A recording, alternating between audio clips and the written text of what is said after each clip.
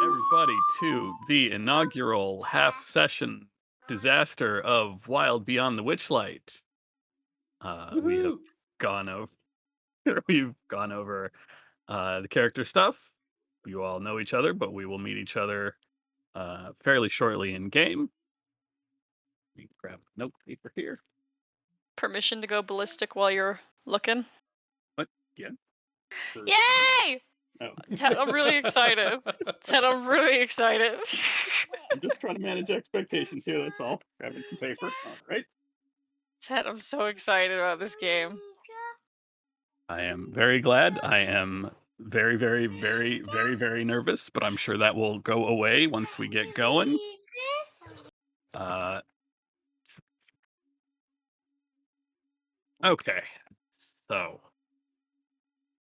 our story begins as the moon is starting to come up over the Moonsea.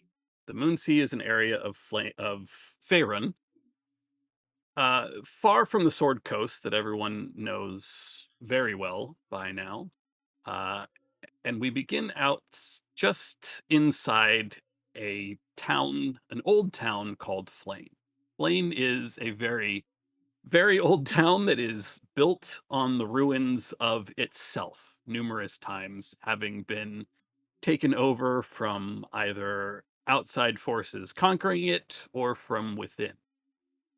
One of the most prominent features of Flame is a pool of radiance, a pool of liquid magic that has been used on multiple occasions to aid in the magical abilities of a dragon or a demon cult and various other entities, which is part of why Flame has suffered such as it has. But it has also rebuilt. Flame is considered by many in Faerun to be one of the most resilient towns on the Moonsea because it does and has managed to survive so many travesties, even recently. Uh, it is, well, I forget exactly how many decades out of its most recent conquering, but it's less than two.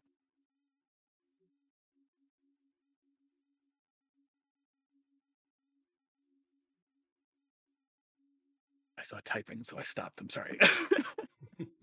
um,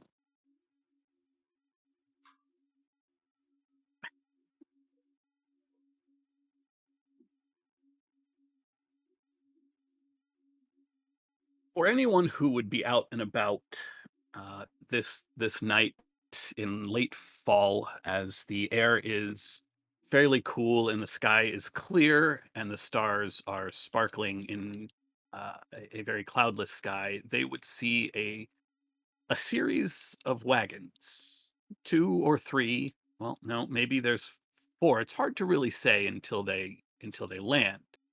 And these wagons are being pulled by horses. No, no, they're Pegasus. No, they are in fact horses, but they have butterfly wings. And out of the lead coach, a very dark-skinned elf steps out, doffs his sort of bland top hat, rubs his head, pulls out a pocket watch, and says to himself, "Yep, right on time, right on time." He mutters a few words in Elvish, and the wagons begin to expand. The horses lose their wings, and various entities begin to pour out of these wagons. Far more people than could possibly actually fit in these wagons as they are. A treant, fairly small for a walking tree, walks to the very edge of a nearby forest, wakes up the trees, and with very calm, "Well, dudes, you gotta move. We're gonna need this space here. You don't move, you're gonna suffer." The trees begin to wake. The trees wake up, stretch out their branches, and begin to walk and create a very large clearing. And from this wagon, from which the elf with his top hat and watch has stepped, a large blue ribbon begins to unfold and encircle this carnival. These tents, which are springing up one by one, straight from the ground out of the carts, and this blue ribbon sort of unrolls. It's about 10 feet wide and just rolls and rolls and rolls until the entire structure set is completely wrapped around, except for a single path that points directly to the gates of flame. And this blue ribbon turns into a river that is 10 feet deep, 10 feet wide, flowing slowly, but steadily and surely and calmly. And after a few minutes, there are some swans that fly into the river and settle themselves and turn into boats. Well, mostly turn into boats. Their heads are still able to move. They can look around and they occasionally fish something out of the water to eat. Where it goes is anyone's guess. It takes 8 hours, 8 full hours through the night, for the Witchlight Carnival to settle itself just outside the city of Flame. The next morning, as word has started to spread through the city that this carnival is here. It's never been here before. It's come to this world before. It's certainly been to Faerun, but it's never been here in the Moonsea. And so there is just murmur of excitement through Flame. The people here are already. It's been a while since they've had something exciting and positive to sort of consider, to think about. But that sort of quiet positivity doesn't quite reach to the dining room. Oh God, I wrote this down and then lost it.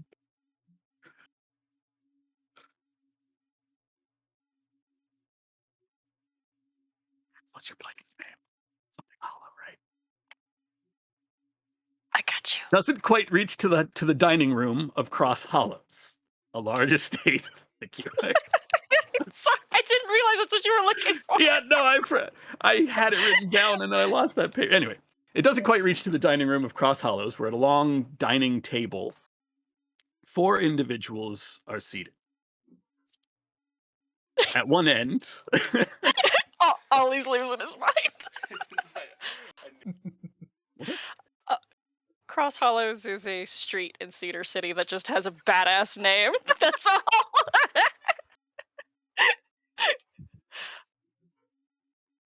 At one end is an older tiefling, sort of just a hint of salt and pepper in the temples, just enough of a sort of noble elegance to his bearing, sitting somewhat distracted as he's poring over a pile of papers next to his plate.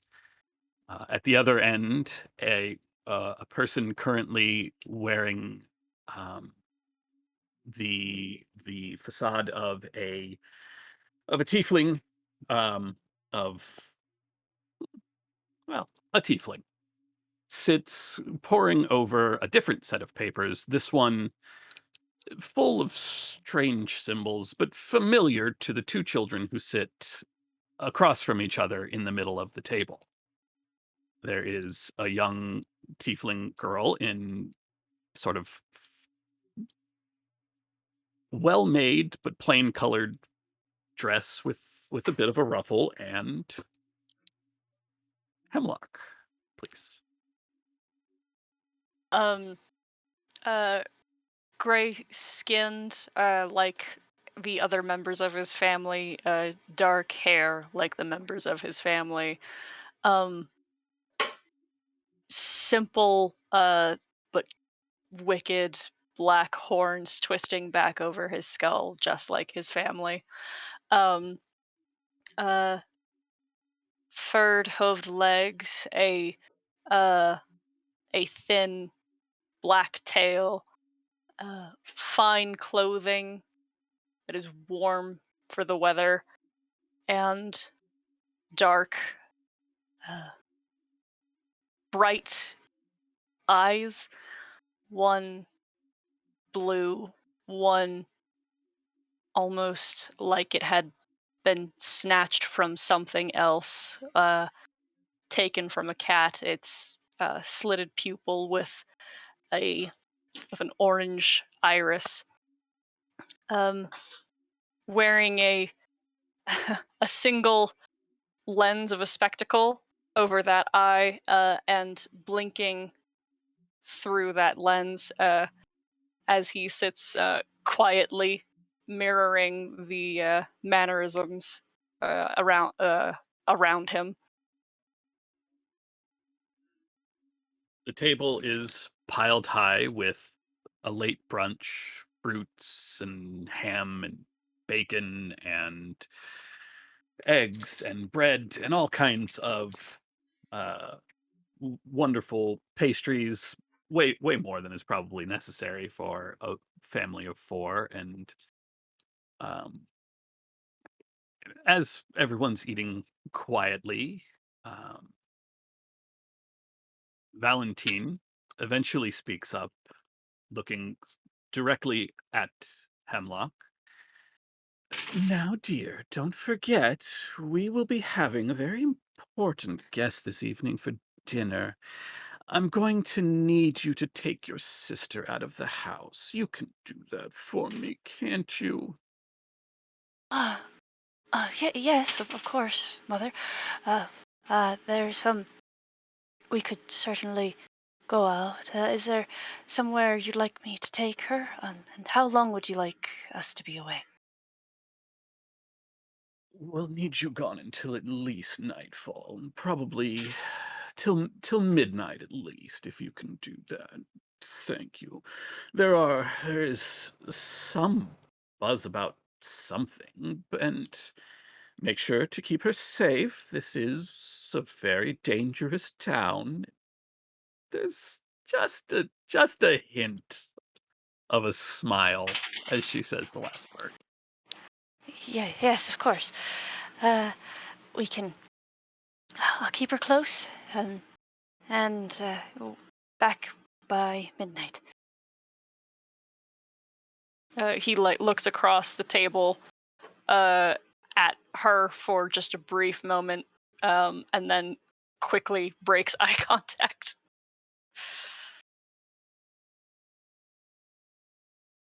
She is busy buttering a large roll, looks up at you and sort of rolls her eyes with this sort of indignation of, I'm 9. I can take care of myself, mother. I know this town, but doesn't quite get it all out with the actual confidence of someone who would be capable of taking care of themselves. And Valentine catches the exchange and just sort of smiles.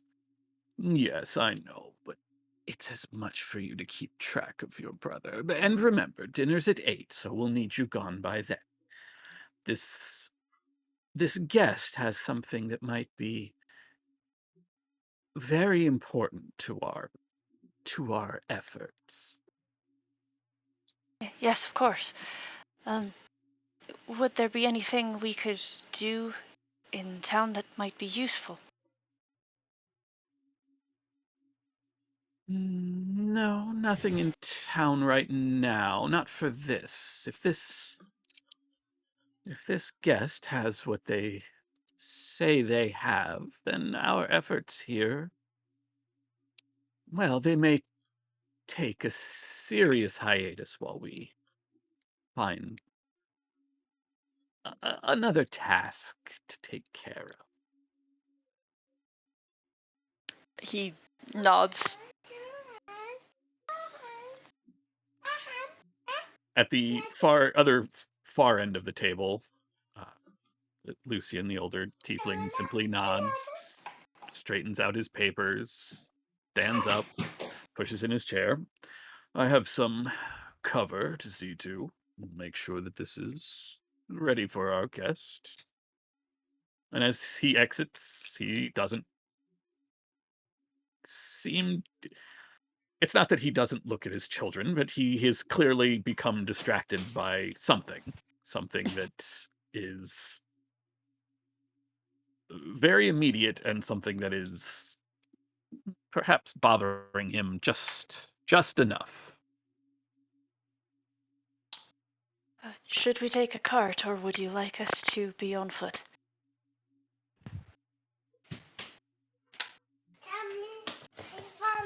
I leave that decision to you. He gulps.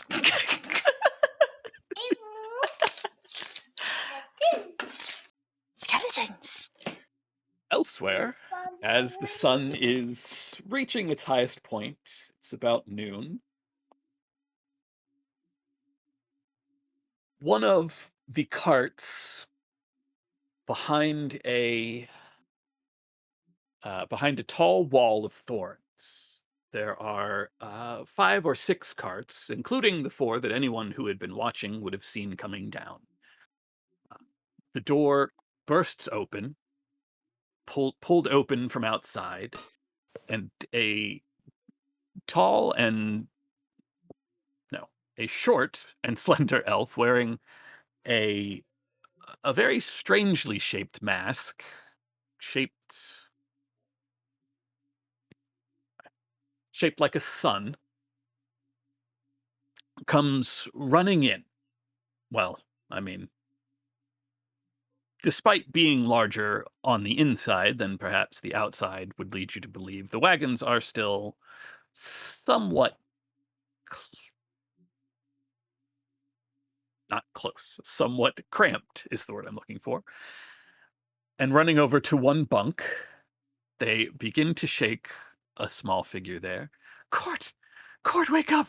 Court, wake up! Gleam is Look. still missing!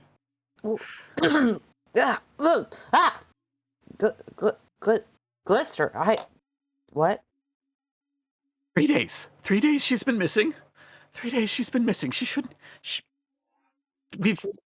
I've cleared it. I've cleared it with Witch and Light. You have to help me find her. You Yeah. have to help me find her. We have to start looking right now. Right Yeah. now, this very instant. Wake up. Okay. And she Okay. reaches and pulls a couple pieces of clothing off one of the beds. Who knows if they're yours? And throws them at you. And then darts Uh, right back out the door. And mm, describe court. uh, that's just a little fella, a little guy. Still just blink his big eyes. Um, and is kind of slow to move, but eventually just kind of gently puts aside the clothes that were thrown at him and reaches for something a bit more colorful and starts donning, some good old clown gear and goes to follow the elf. Lister is waiting outside, looking around both fervently and impatiently as she is speaking to many of the other performers that you have become familiar with. She is, as you walk over to her, speaking to Candlefoot, one of the newer performers that has joined this particular. It has joined the Witchlight Carnival. He is a young human who looks surprisingly and somewhat disturbingly monochromatic. There is no color to him whatsoever, including the clothes he put on that he is currently wearing that you were pretty sure when he put them on had color. And as Glister is rapid fire barraging him with questions, someone said they'd seen Gleam. Have you seen her? I know we've only been set up for half a day. Um, um, Glister, I don't I don't think I've seen Gleam. I'm real sorry. Which one is Gleam again? With the like you with the moon, right? No, I definitely. But somebody, Court, Court, we have to start looking. I know we're supposed to have a performance this morning. I know we missed our performance yesterday, and I know what Witch and Light think about that. I know that that if we don't perform, that technically we're not employed, but I mean they don't have anyone to replace us with, so they'll just have to deal with it. And Glister begins to run straight towards this wall of thorns that, looking at it from above, would be about 5 feet thick. It Uh, is this huge, dangerous wall, but as she crosses to it, she mutters the word that you know opens the thorns to the staff area and just immediately begins to haul off through the currently empty carnival. And Candlefoot looks over at you. Um, Hi, I don't think we've met. I just I just started. My name is ah, y- yes. The name is Court. Hi, I'm Candlefoot. What are you? What do you do? I haven't actually had a chance to see any of the shows. I perform. I entertain. I do also go assist Glister. That he's gonna run off after her. Nice to meet you. It doesn't take you long to find Court. Court is frantically looking around uh the area just outside the staff entrance, which there aren't a lot of people, but some of the regular hands have begun setting up prizes in all the small booths and preparing the rides, getting everything ready, pulling out setting up the lily pads in one of the areas and polishing the teapot. And when Glister sees you coming through the uh, the vine fence, which closes behind you after about a minute. Okay, Court. Now they said somebody pointed me this way. They definitely saw her. Said she didn't look well. But I'm afraid if she's not well, that she's going to go into town. Perhaps if one of us checks the main gate, and I don't understand it, Court. Normally, I should be able to sense her, to feel her. She's my twin. We share everything. We share a soul.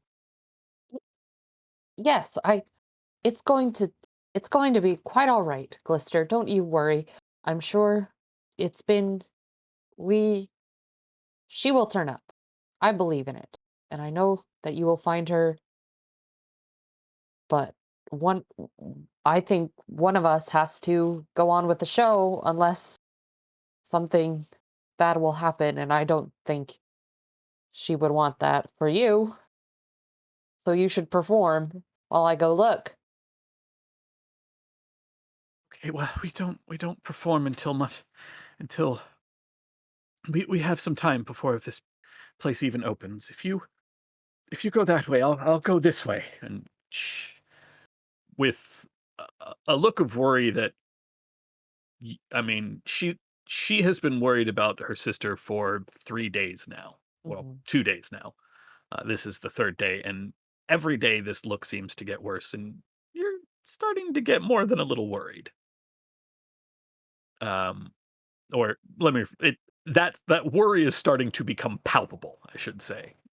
Anytime that you are uh, in Glister's vicinity, but your reassurance does seem to settle her a bit, and instead of sprinting off, she turns and it's a hurried walk, but it's still a walk.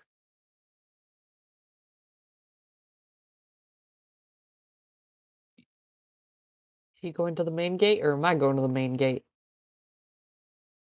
She is headed away from the main gate, so just with a few moments, you sort of glance around at the witchlight hands who have been around while this conversation was going on, and they're all sort of you can tell that they're starting to feel the same sort of trepidation that you have been able to sense off of Glister.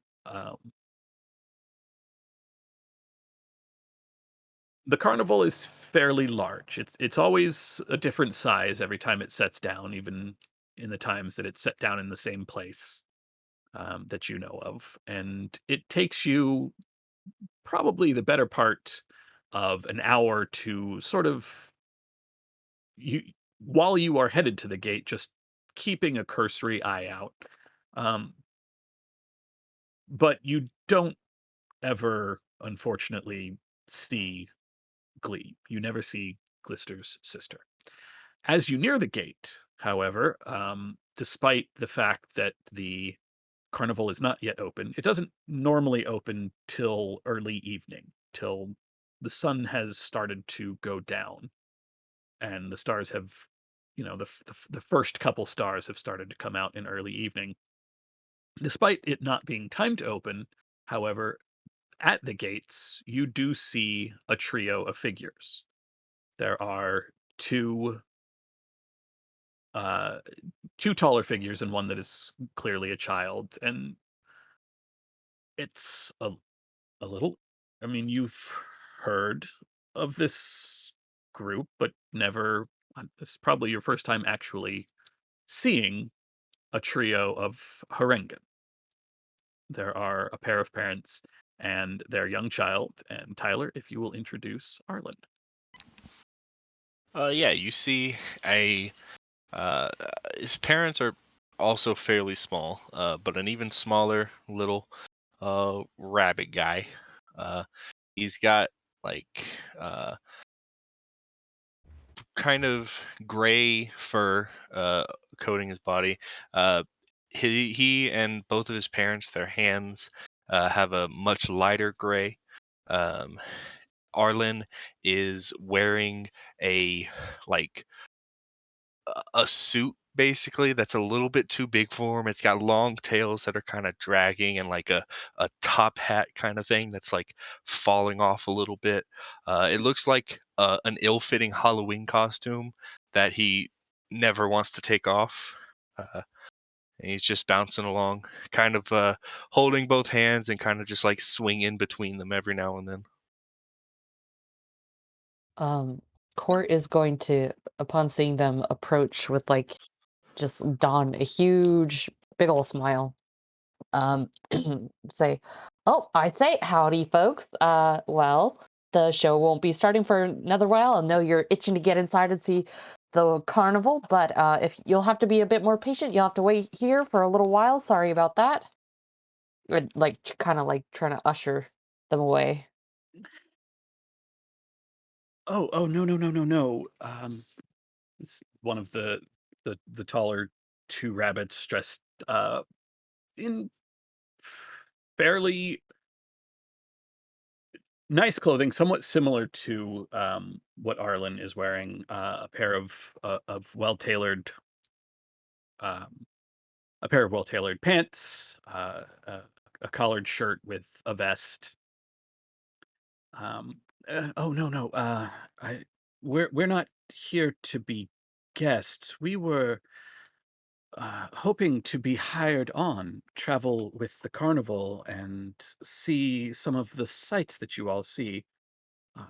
We've been on this plane long enough. I think it's time for us to go somewhere else. If there is someone we could speak to, Ah, yes, of course. I'll have to fetch someone, perhaps one of the higher ups, perhaps the big cheese himself. um, but yes, just sit tight, perhaps enjoy the show in the meantime, because I don't know if I'll be able to get a hold of anyone at this point. But that's absolutely, definitely someone y'all can talk to. Just hang tight and don't lose your socks. Um, Mr. Clown Guy, where did you say the cheese was? It's it's right here. Reaches behind your ear and pulls out a coin. That's that's not. Whoops! I misplaced the cheese. Oh, dang. Okay. You'll have to Well, take this in the meantime. Maybe buy a block of cheese with it. uh, yeah. Okay. That's okay. He'll reach out a little paw for the coin. Uh, he'll put it in his hand and like kind of boop his nose and scuttle off. He just kind of like goes cross-eyed, looking at his nose, and kind of wiggles it.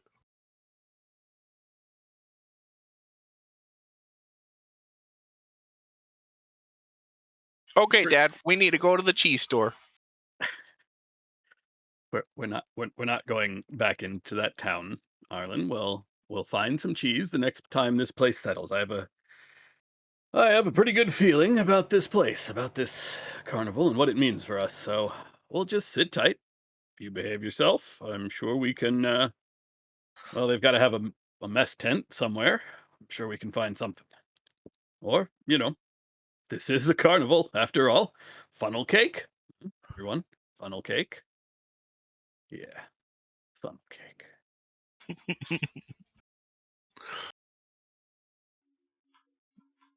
Or it takes you again. Although there is a little bit more speed to the trip this time, um, because you are not taking. I mean, you've already traveled this route, so there's no. You're not quite as keeping an eye out for Gleam or for Glister. It only takes you about 45 minutes to get back, and although the tent or the not tent cart for the wagon for that you know belongs to Mr. Witch and Mr. Light, who run this place, is sealed up tight. You do see an aged goblin in a fine threaded, not threaded,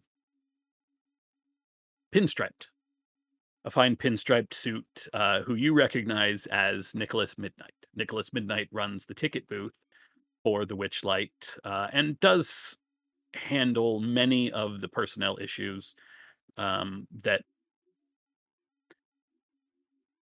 that they handle in place of Witch and Light to keep their plate more open.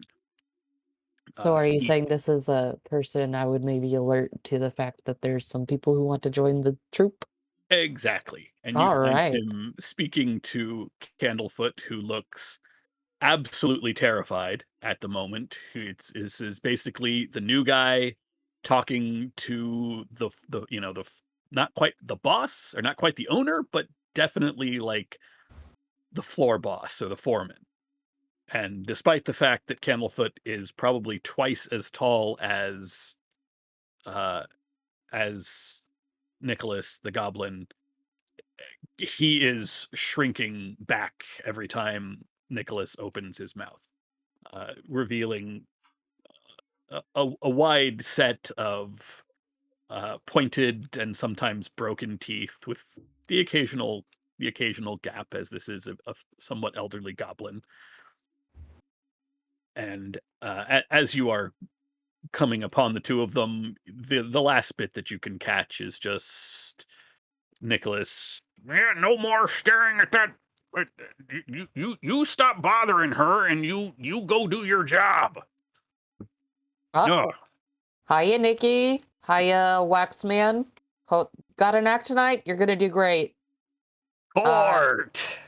hi, Nikki. There he is.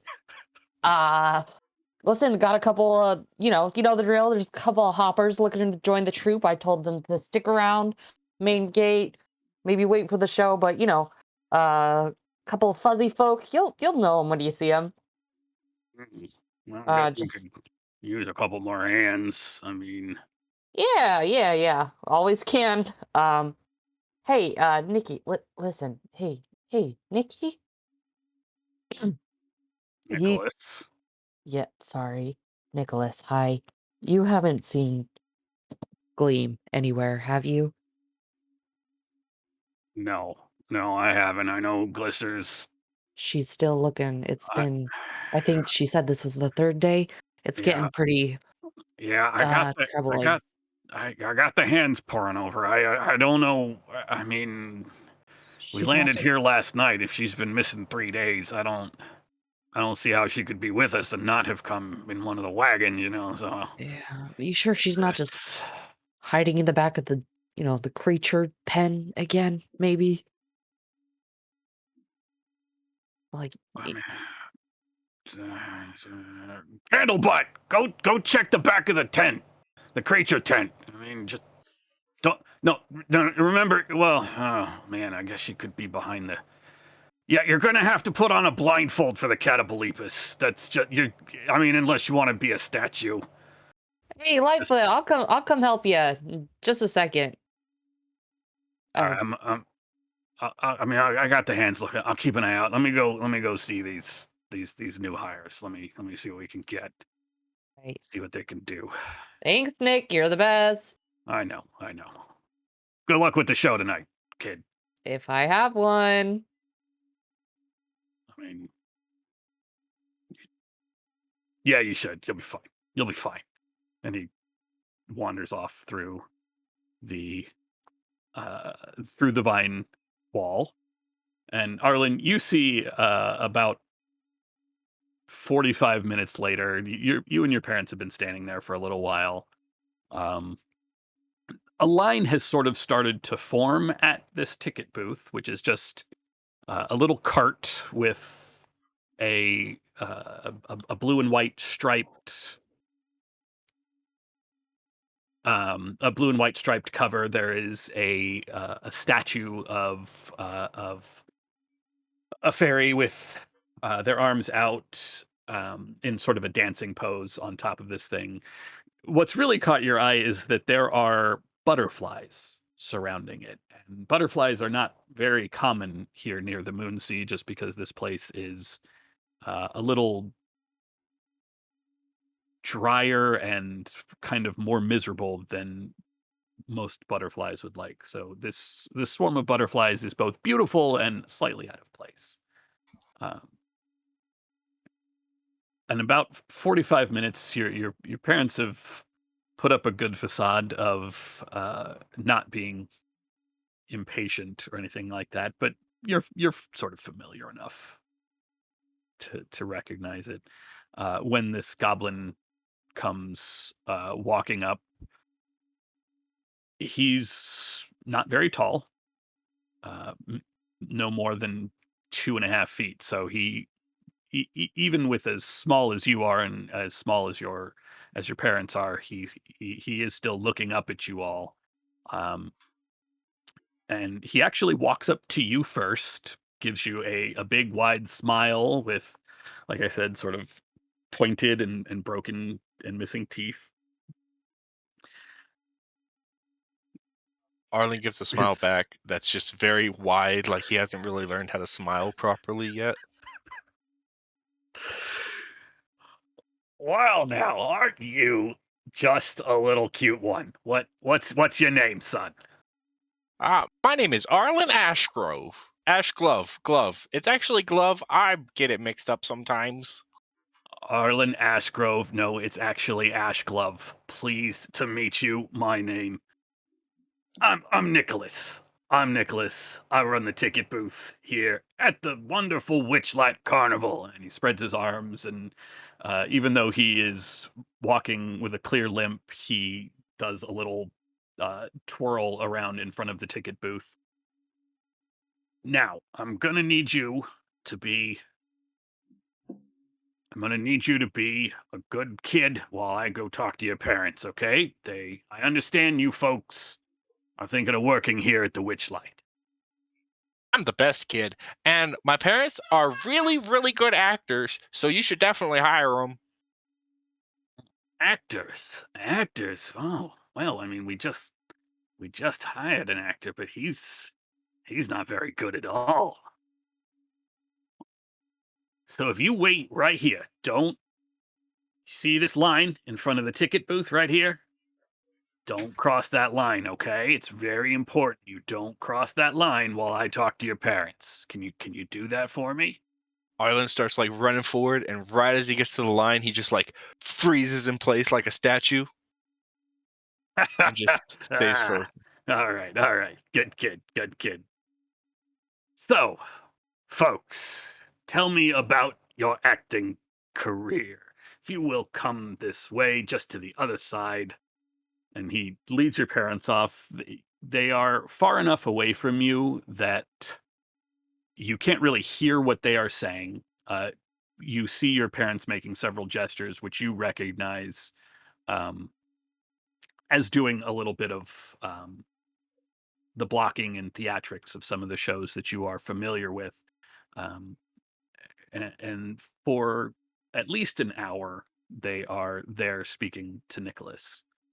Um, about maybe 10 minutes or so into this, however, you sort of get it's hard to not be distracted as around the bend, by which I mean around the river bend, a pair of figures are chatting somewhat animatedly as they come around through a fog cloud that sort of surrounds a portion of the river.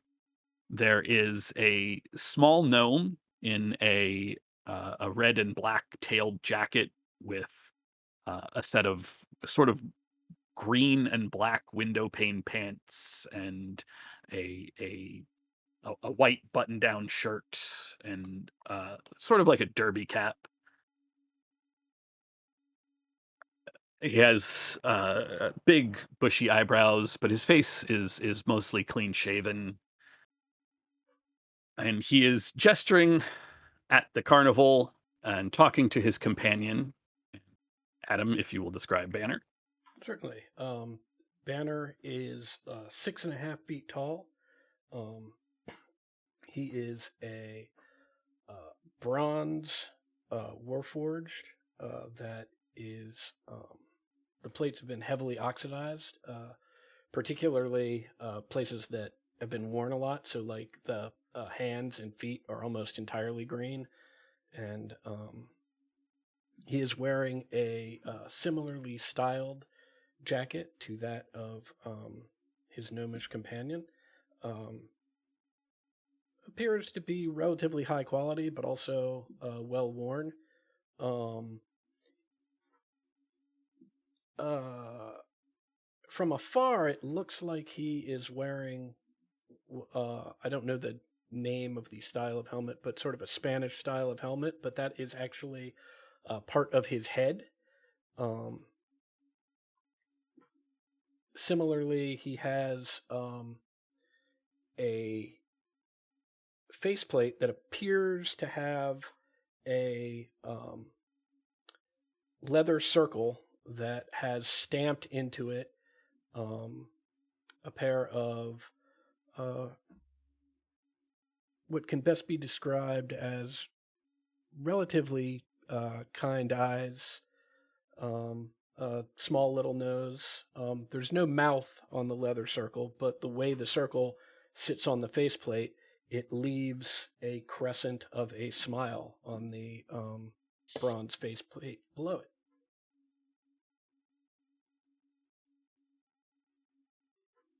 As these two round the bend, the smaller gnome is gesturing towards the ticket or towards the carnival in general, and speaking up to his friend.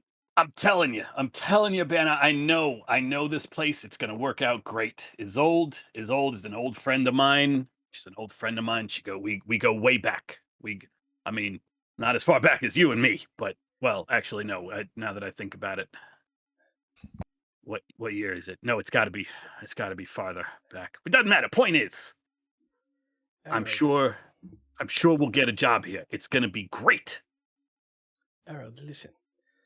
You know that I trust you. You know that we have been a high functioning team for a very long time. I just do not understand why we need to involve others in our business. Um, we have been doing well, no? Banner, we've been doing okay. Yeah. I mean, we've been doing all right for ourselves. There's no denying that. But I mean, I'm not getting any younger. I'm not going to keep wandering. This place, we got a wagon. We got 3 square. They're gonna just they'll just pay us out. We don't have to keep worrying that marks are gonna decide that they don't like being beaten by you, and they're gonna try to.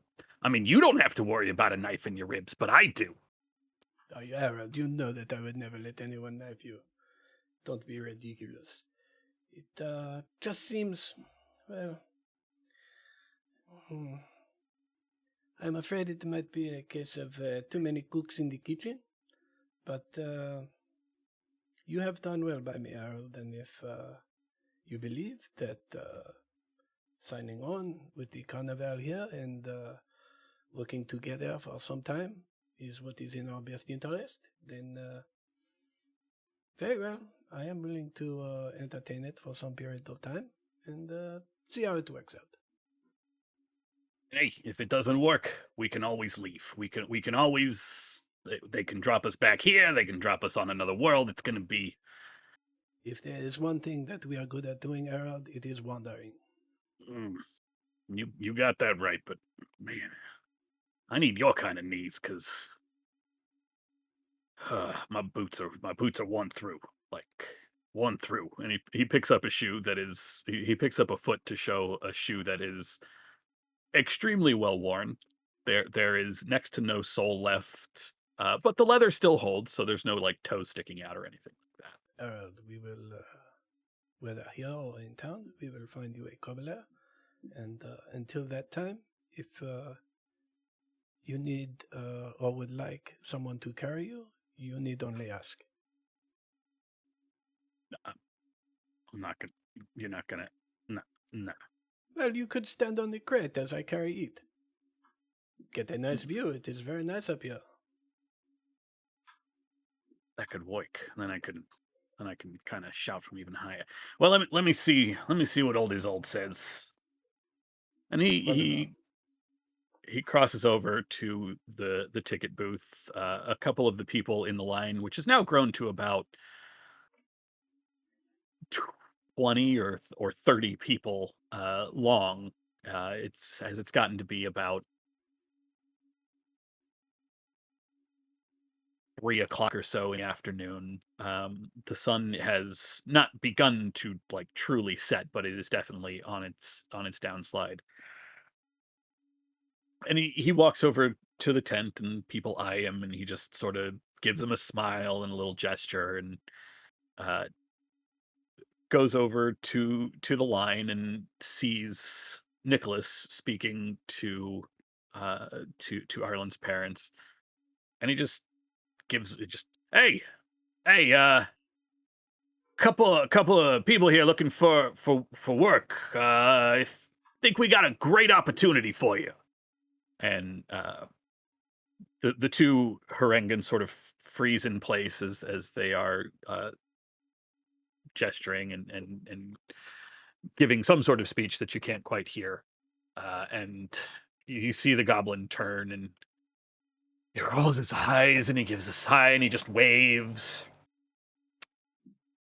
All right, just wait here, Banner. I'll be right in. I'll be in and out. Talk to his old 20 minutes. No problem. very well. I will set up shop. You never know. And Yeah, Banner I suppose will. you got plenty of people in line here for you, so. Yeah, Banner will remove the crate that he has been carrying. It's about a 2.5 foot cube that he has just been carrying like a backpack. So he takes the straps off, sets the crate down.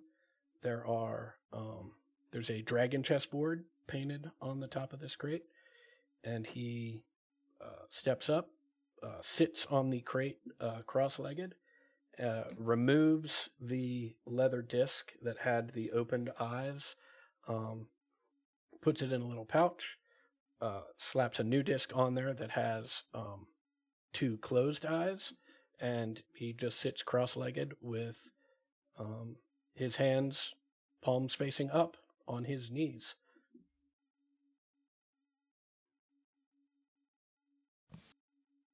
Arlen is like on tippy toes, like looking over at you, like craning his neck and stuff, but like just being very careful not to cross the line.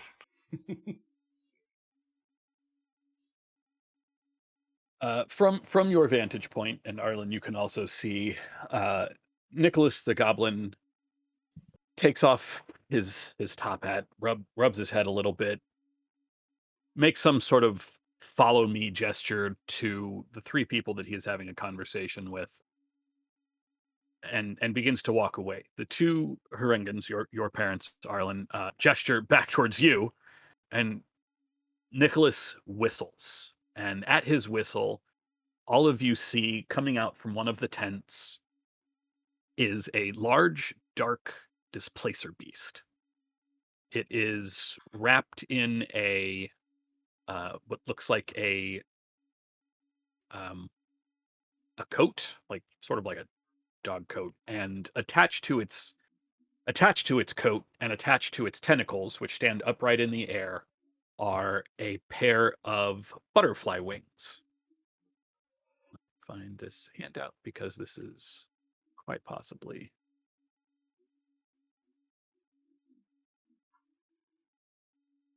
Oh, you're going to make me find the NPC. Okay.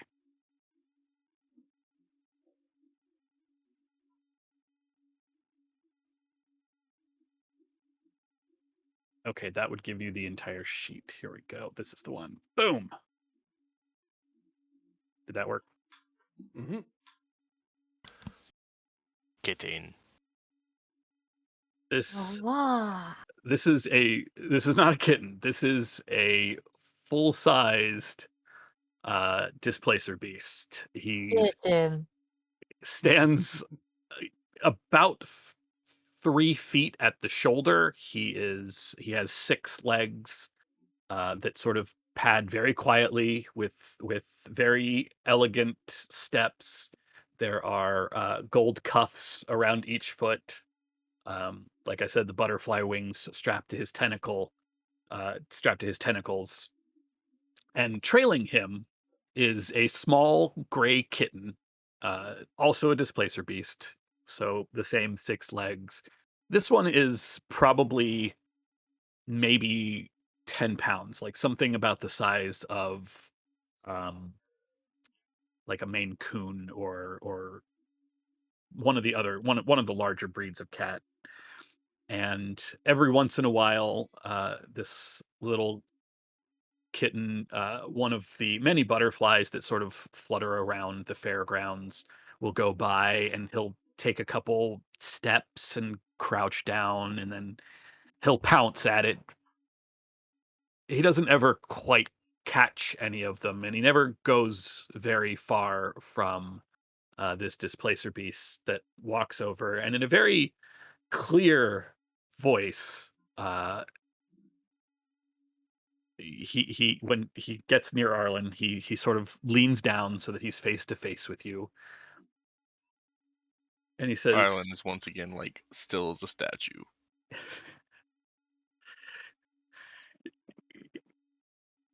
he leans down, he looks at you standing still. He has a large cask around his neck like a Saint Bernard would have, and in a very clear voice, speaking common to you, "Well, hello there.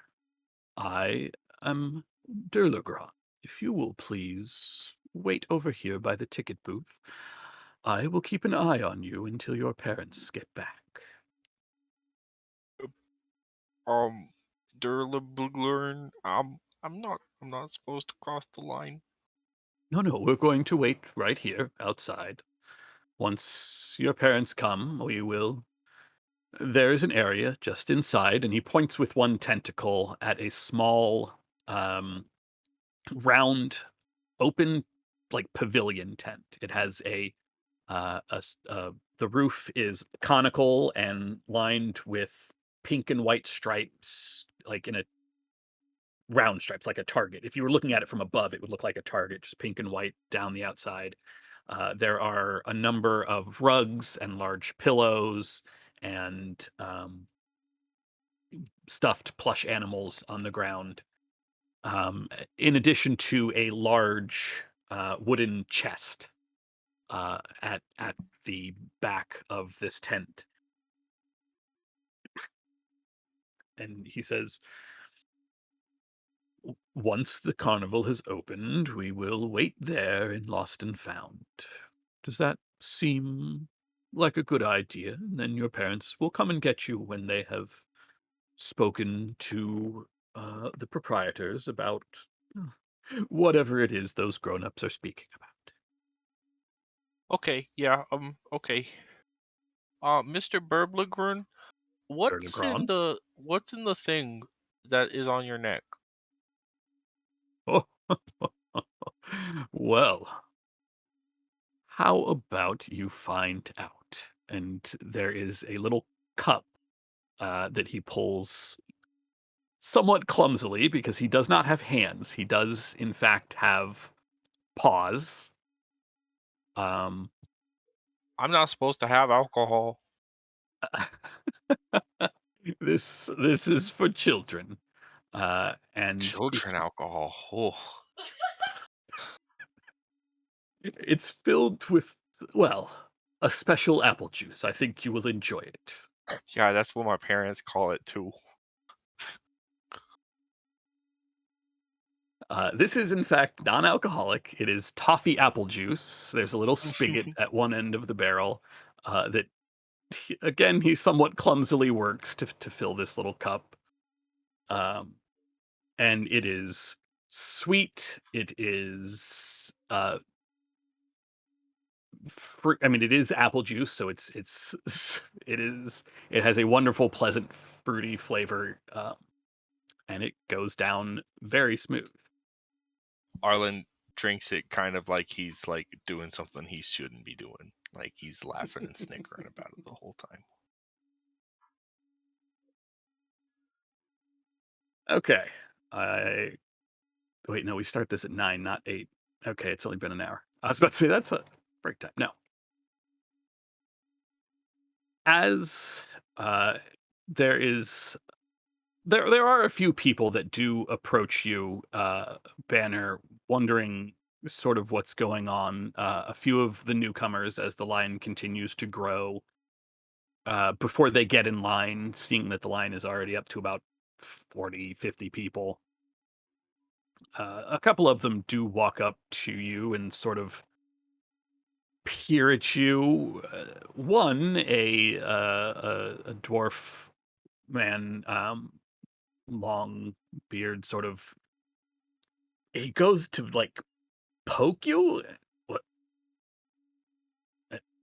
And he just sort of gestures around, like, "Does anybody know what's going on here?" Um, in a slow, deliberate, almost robotic fashion, I simply move my left hand forward and tap the front of the box, which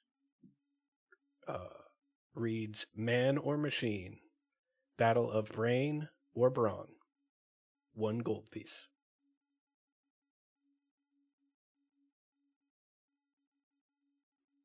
Uh, he he reaches into his belt pouch, counts out his coins just to make sure he's got enough to cover this and the carnival, and places a gold piece. And uh, I I guess I'll be taking brains. I guess don't don't fancy a fight right before a carnival. Uh, Banner slowly removes the disc with the closed eyes and replaces it with a disc, this one with eyes that appear to be concentrating and a furrowed brow, and steps back off of the crate and sets up his dragon chess pieces for a game of dragon chess.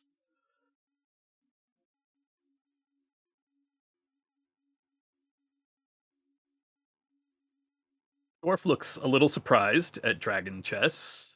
Um, a good portion of the board, I think, was probably covered by you sitting Yes, on the crate. Correct? absolutely. Yes. But he scratches his head and just says, "But," and over the course of the next 10 minutes, because you take your time, you just annihilate this guy. Like, it you probably could have ended it a little sooner, but with a little bit of showmanship, in an effort to not appear unbeatable, it, you kind of drag it out. You probably could have won 6 or 7 moves earlier. Um, but when he finally tips over his piece to admit defeat, he gives a sort of sheepish grin. Uh, machines are doing everything these days. And Which, good. Banner just bows deeply and starts picking the pieces up. And he goes to get in the back of the line where a couple of his friends uh, are kind of staring at him. A couple are giving him sort of a hard time, like, "Dude, you suck. Like, you're terrible." Um,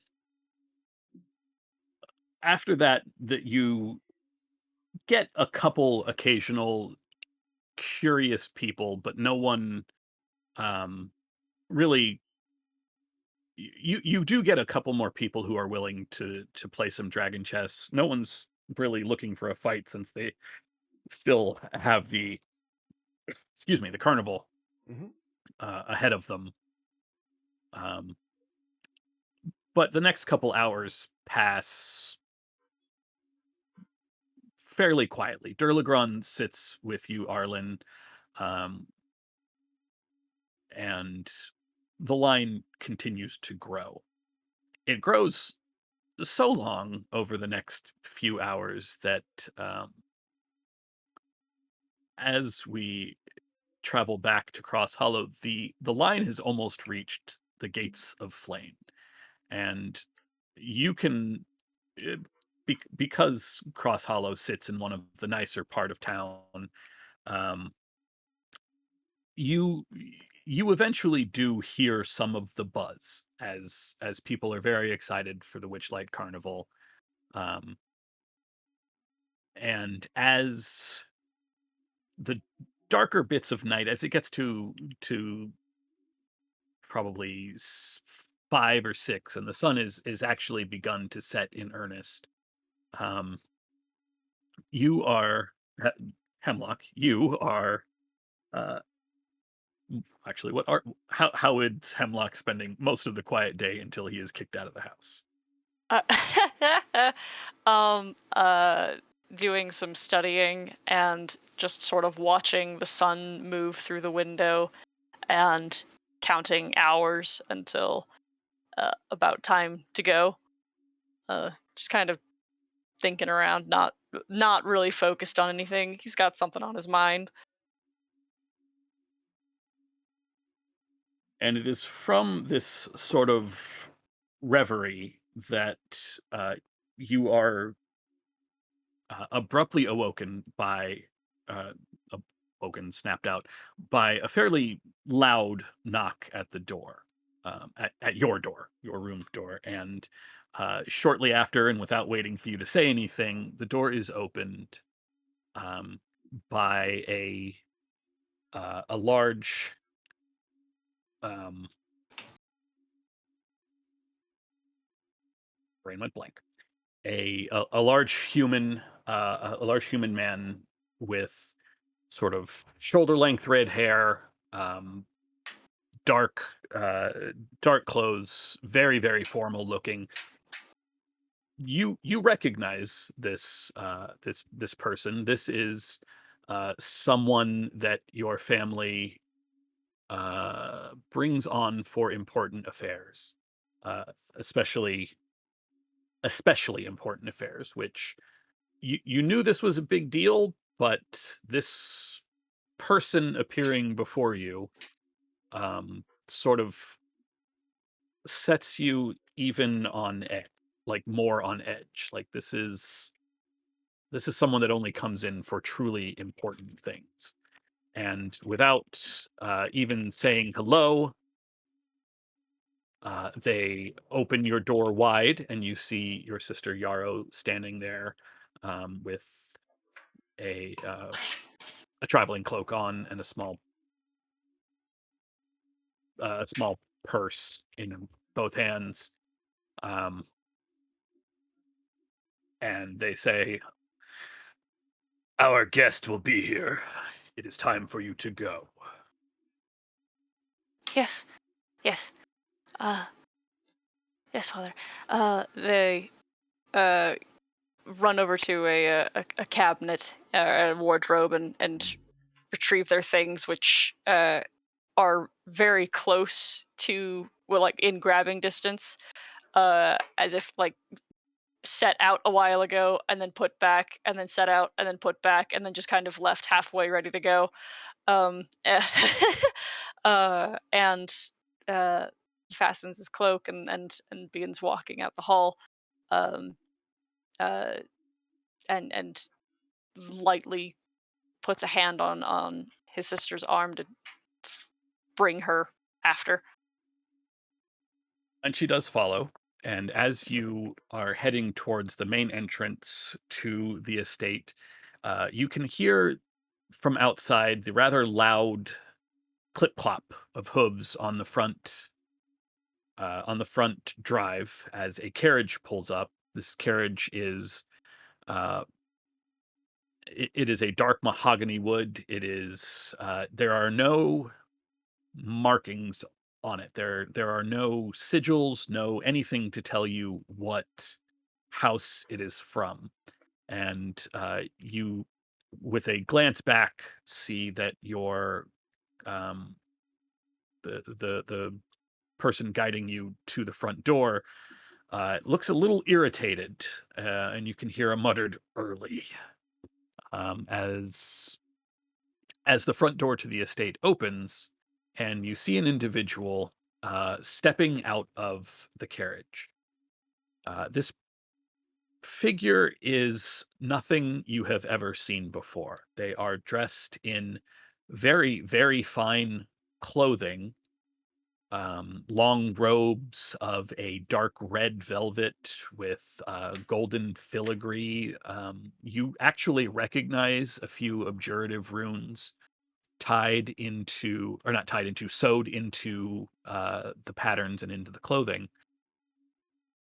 Two things immediately sort of catch your attention and kind of don't ever really leave your mind for a while. Despite being humanoid, this figure seems about they're about 6 feet tall. They have normal legs down, and you can see the slippers occasionally peeking out from beneath the red robes. Their hands look normal and human, but and one um, is holding a walking stick that this individual is using. It's a very fine walking stick with a large ruby attached to the top, very very fancy, and there are silver markings up and down the length of this walking stick. But what really catches you is this person has the head of a vulture, like a giant bird peeking out from underneath the cowl of the robe. It's, well, peeking is being generous. There is a large beak. The eyes are small and dark and very furtive. They're just glancing everywhere. Even as the door, um, as your chaperone fills the doorway to which this person is walking. And the second thing that catches you is the smell. Despite their fine clothes, and you can catch just a hint of what is very clearly expensive perfume, the smell of dust,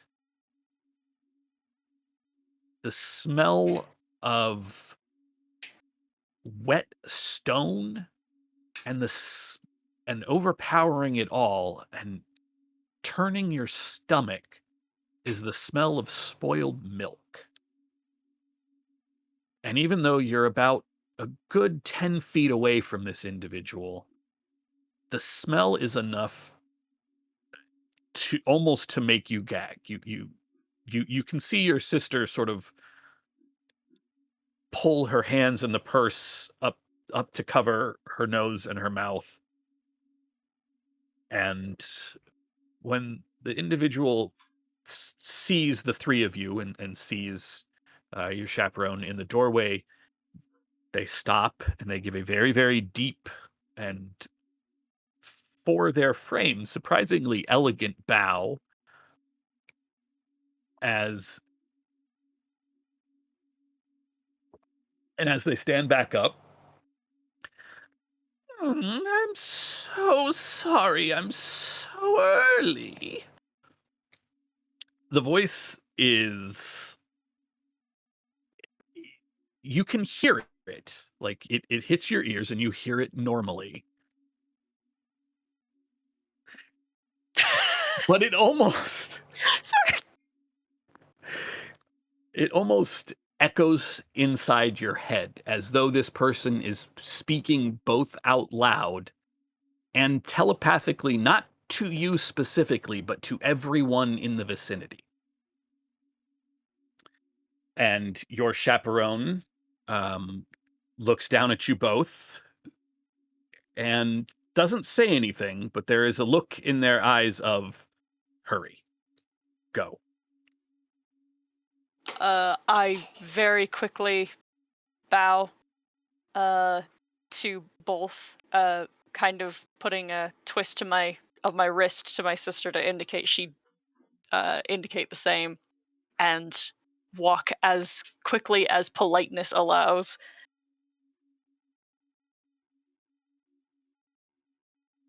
And as soon as we are near enough to the stables to await our carriage, um, I very quietly say to her, um, I very quietly say to her, what do you think our fathers may have found, huh? Mm, I I don't know, but I don't like him, and if he's found it, I don't think that they want.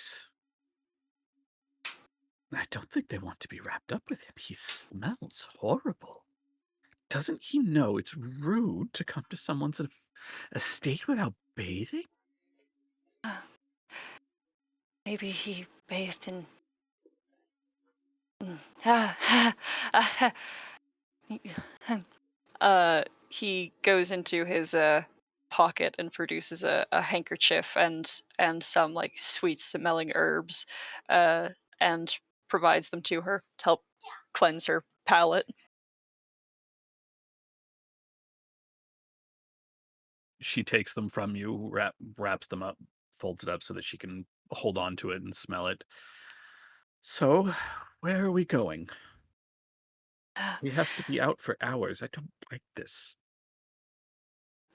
I think that, well, there's certainly something we can do this evening. There's seems to be quite a few people on the roads. We can follow the crowds.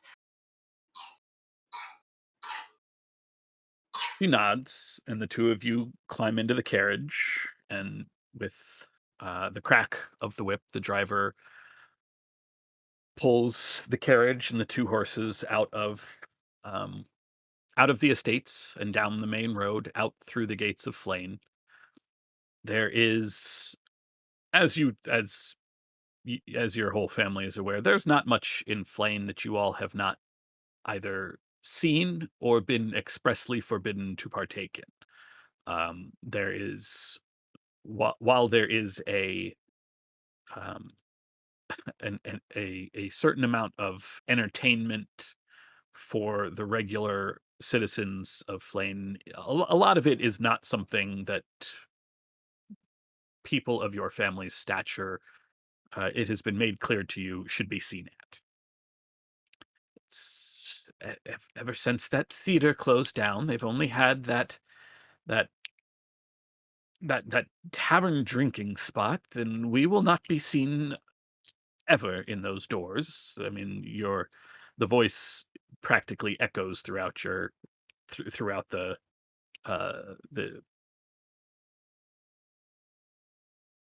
middle part of the carriage where you all sit. The word is escaping me. Um, but with the rhythmic sound of the hooves hitting the stones and the wooden and metal shod wheels of the carriage going over the main street through the gates and out, you are eventually taken to the edge of the Witchlight Carnival, and the coach driver, a um, a half elven individual whom you have known for many years, a an older fellow with um, a very well manicured goatee and blue eyes and sort of a very quietly friendly disposition, um, steps off, opens the door. Master, mistress, I heard about this place on the uh, from one of the scullery maids. I thought if there was nothing else in town for you, this is new and perhaps might serve to keep you away from whoever your parents' guest is for a time. If you'll wait here for just a moment, I will. Uh, you can sit in the coach, and I will. make sure that I can acquire tickets for you. Thank you.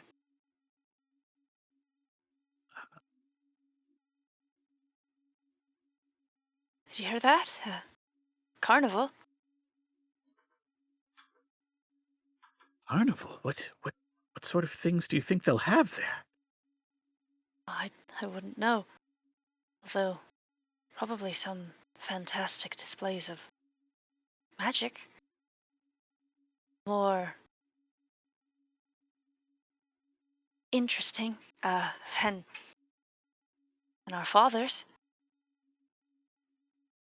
Yarrow is turned to look out one of the carriage's windows, and about 10 minutes, excuse me, about 10 minutes after you all arrive, um, is clearly growing impatient and bored. She is, after all, about 9. Um, Yeah. and before you can really move to stop her, she just darts out the carriage door. Doesn't Oh, say anything, just "Ooh," and immediately hops out. Uh, panic stricken, I like grab everything that's in the coach and immediately run after her, calling out for her. My You legs are longer, but I'm they not an athletic lad. they are, unfortunately for you, she has darted through the line of people who are lined up for the ticket booth, and while they are quite willing to move aside for a 9-year-old child, they are less forgiving of a what 19 Yeah, like, some 19, 17, something like that. a young 19. adult, Yeah, a young adult who they perceive as trying to cut in line. yeah. And so sorry, by the sorry, sorry, sorry. Excuse me. I'm so sorry. Arlen, you are sitting with Dear Legrand, um, who has introduced you to the little kitten. This is my cub Star. Star has not quite awoken the same way I have, but when he is older, I will speak to my friends, and he will join me here at the carnival. Are you hoping to join your parents here at the carnival, Arlen? But if he's not awake, how is he like moving around and stuff? Before Durlagron can answer, a young tiefling girl with, um, as I said, she has the same gray. She has gray skin and mismatched eyes. Comes running up. She is obviously taken by this displacer beast, and when she sees you sitting with him, she just says, "I, I don't think I've seen one like you before." It's not cruel, but it's not said in a cruel fashion. It's just said with the bluntness Yeah, that a I've never 9-year-old seen one of these has. big cat things before either. It's kind of odd. Hi, I'm Arlen. Yarrow, what are you waiting on the carnival? Oh, my parents are gonna be the front line act. They're gonna be the best actors at the carnival pretty soon, and they're talking about jobs and stuff. And so I'm just hanging out here with Durlablurb, and we're just talking and chatting. Oh, well, I mean, the carnival's started, and sure enough, the line of people waiting to get into the carnival has begun to move. You can Arlen, you recognize the voice of Nicholas Midnight, who is sitting in the ticket booth, selling tickets to the people coming and going from the who are going through line. And every once in a while, like as people are buying tickets and speaking to him, you can see Nicholas is holding up an ear horn anytime uh, somebody is trying to speak to him through the ticket booth. and Yarrow sort of looks at him, looks at you, looks at the line. Well, we're friends now. Takes your hand and pulls you into the Witchlight Carnival. Unfortunately for the two of you, Durlagron at this point is completely distracted. Star playing with a red ball with a big golden colored star on it. The ball has rolled under the ticket booth, and so the larger displacer beast is currently face down, peering under the booth when Yarrow pulls you into the Witchlight Carnival. Yarrow, as your friend, I just have to say, this is probably breaking some rules. I mean, I should probably come along just to make sure we don't get into, anything dangerous. But we're breaking. We probably are supposed to stay. Where are your parents? Oh, mother and father are having a dinner party, but oh, there's my brother. And Hemlock, you can see Yarrow with a small a small harangue and a small rabbit just on the inside of the carnival, maybe 5 feet past the ticket booth. You also do see Banner sitting at his box, sitting on his box. Banner, you have not had any takers for at least an hour, probably an hour and a half. You do sort of get the feeling that with the opening of the carnival and as the line is moving, that's probably it. You sort of expected that Harold would be back by now, but there has been no word from him.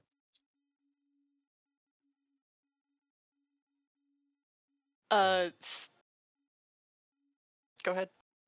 Banner's just going to continue to sit. I see them. Yeah. Yes, you see Okay. everybody that is here. Okay. Just panting and sweating more from nerves than anything else.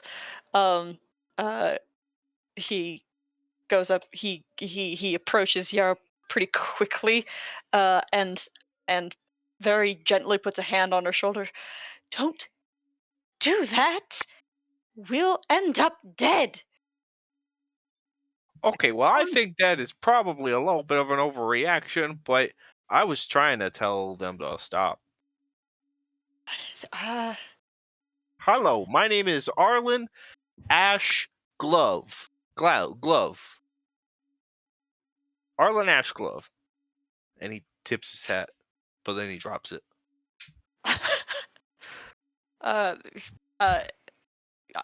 I give you a little nod of a bow. Hemlock Thirstborn. He That's a kneels creepy name. down. He kneels down next to Yarrow, has like 2 hands on her shoulders. Don't run away. I will follow you, but you are very small, and I can't see you very well. And he rubs the odd eye. Okay, I'll stay close, but I mean they're in line to buy us tickets, so it'll be fine, right? It'll be fine. Come on, Cut the line with all look. these people.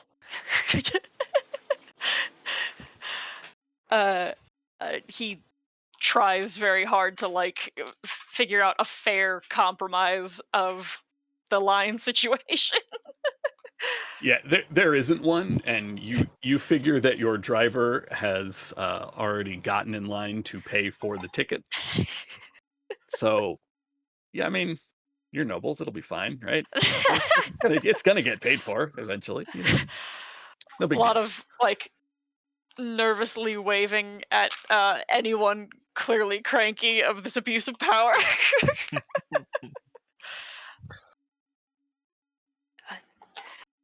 All right. Well, I think this is as good as it's going to get. I'm going to. I am going to sit here, and if I lose sight of you for one moment, I will. Well, I don't have an adequate threat, but you understand. You close by. Understand. Understood? He Understood. rolls. Your sister Oh. rolls her eyes. I'm Come sorry. on, Who are you? I'm Arlen Glove. My parents are gonna be actors. They are come actors. on, Arlen. actually. I don't know what lily pad chess is, but we're gonna find out. Lily pad chess. Okay, I can come with y'all since you're like a grown up or whatever. But I should probably leave a note for my parents, and he'll pull out a little piece of paper and a marker and like write out a note in like what looks like no language, like it's not any type of script that you've ever seen. It's like he made up his own little script, and he's gonna fold it up and like throw it back in the direction of his parents, like a little airplane, and then okay, all good. This is kidnapping. I hope this doesn't. You know what? You should also stay near me. All right? Oh yeah, that's the plan. Yes. Okay. All right. Yes. All right. Yes. You may proceed, but close. All right. This seems like a good place to take a quick 10-15-minute break. When we come back, we will we will get back to court. And yeah, you guys can get some time in the early parts of court.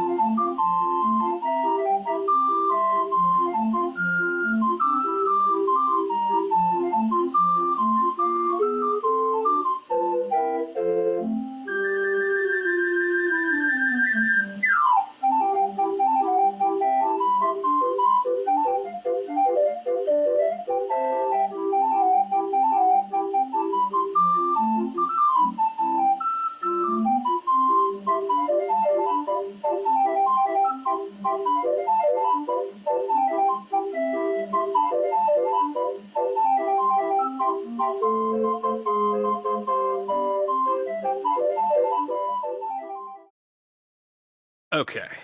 The Witchlight Carnival is in full swing. The Even though outside the grounds of the Witchlight Carnival the sun is still setting, the moment you cross the threshold, the sky is pure twilight and the stars twinkle. The air is um, there's a warm breeze blowing across those of you who are in the Witchlight, and the sounds of laughter and cheering and this the the smell of various carnival foods is all around you. But for one person at least, this is perhaps maybe a little routine. Court, you are um, you are not because you have convinced Glister to perform at the big top event this evening. You're still working, but you are um,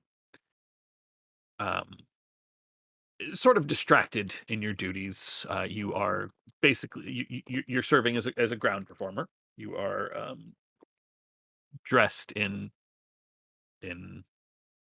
what have you switched into to perform? Different clown garb, boyo. In full clown makeup and outfit, you are just supposed to sort of, you know, do what you do at a carnival. Um, Go around, greet the guests, and bring smiles to everyone's face. Um, there is still the distraction, a little bit of finding Gleam. You know that if you could find her before Glister performs, that would definitely lift not just her spirits, but the spirits of pretty much anyone who works here at the carnival. Uh,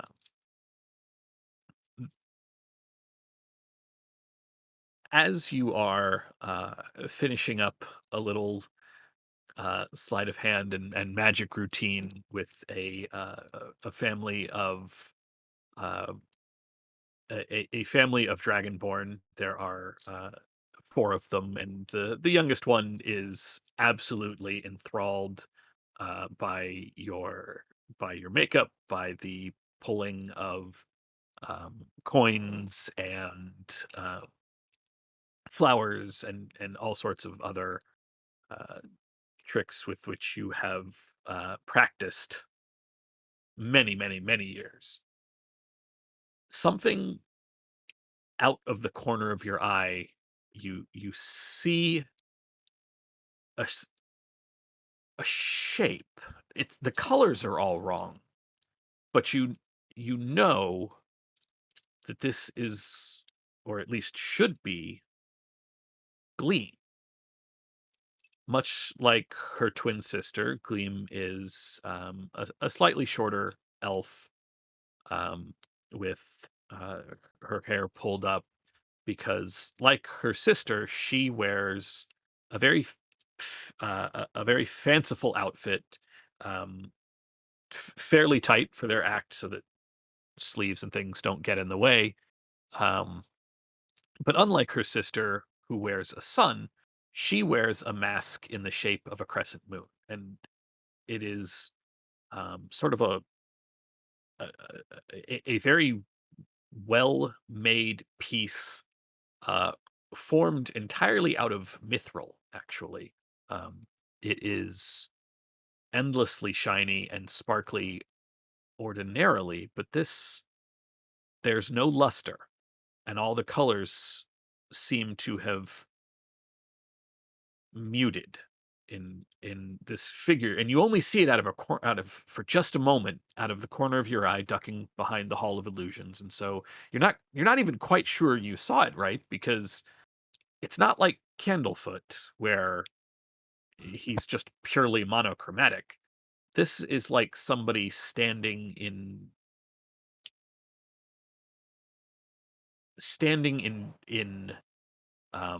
the standing in pure moonlight, almost, where the colors have all faded to sort of shadowy versions of themselves. Um, you saw this only briefly, just barely, making its way towards the Hall of Illusions and the entrance beyond it. Um, the crowds, however, make it pretty difficult to be sure that that is in fact what you saw. Um, I'm still gonna entertain my way on over there. Kind of making your way over and doing your Yeah, job along the way. yeah. do one last trick for this dragonborn kid and, do a little skip away. Perhaps, like a come on over. This is where I'm going. If you want to come, ooh, kind of thing. But, uh, e- uh, beckoning whatever folks I have around me to perhaps accompany me to the illusions attraction. Did you say Hall of Illusions? Yes, Hall of Illusions. That place. She didn't go inside. The Hall of Illusions is, as you know, a sealed tent full of mirrors that cast reflections in all sorts of weird ways. She actually went behind the building, which would come out towards the entrance to the Witchlight Carnival itself. And as you do one last trick for this little dragonborn child, she sort of uh, smiles and squeals with delight and claps her hands. And as you go skipping off, she and her family turn towards the bubble pop teapot to um, to go on one of the attractions here at the Witchlight. Um, Banner, you have been sitting as patiently as any Warforged possibly can um, when something sort of strange brings your attention. The line has completely died down at this point. Um, no one has come by in a while. Folks are either in the Witchlight, which is crowded and buzzing with life, or they are staying in Flame. Um, Nicholas is still sitting in his ticket booth. You can hear a sort of light snoring from inside, while the butterflies sort of flutter noiselessly above the tent. But as you turn, you see an individual standing there. There's actually two. It takes you a moment to realize standing behind this shadowy elf in a um, in a very strange crescent moon mask. There's a small human child.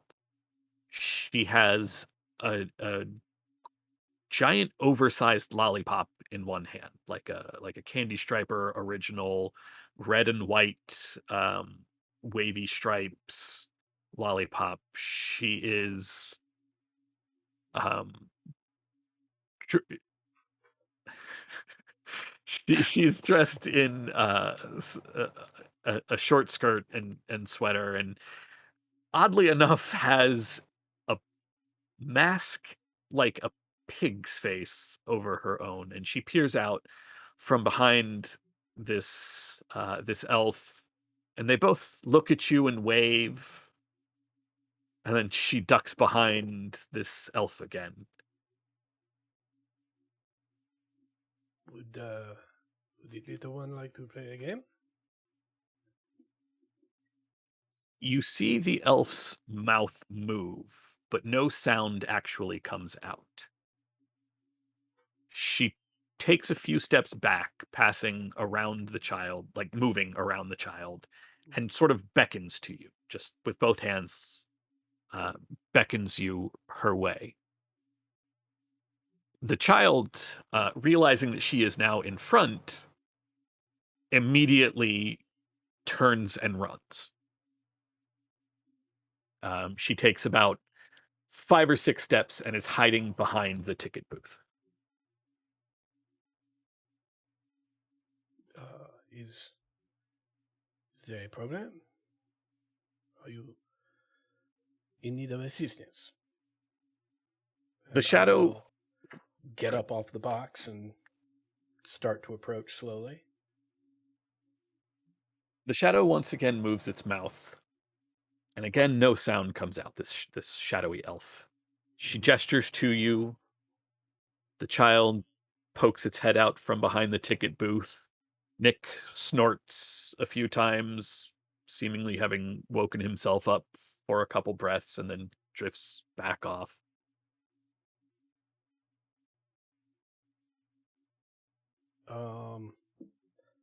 I will strap my giant cube-shaped backpack on and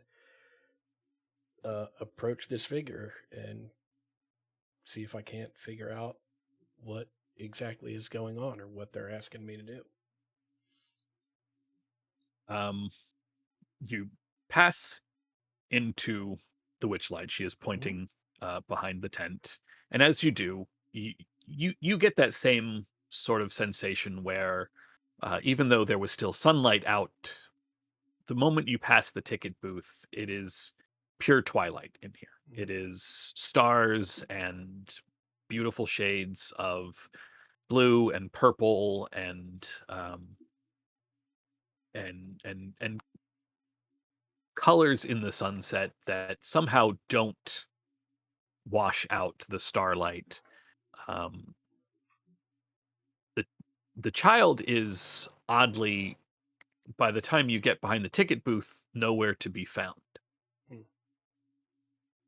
But this elf is standing there saying something, and there are other people passing by, not really paying attention to either of you until a um, a fairy in clown regalia, Court, you come around, and here is um this strange colored version of, ooh, that's a bad way to phrase that, strangely appearing version of Gleam, standing speaking to a figure you have not seen before, speaking to Banner.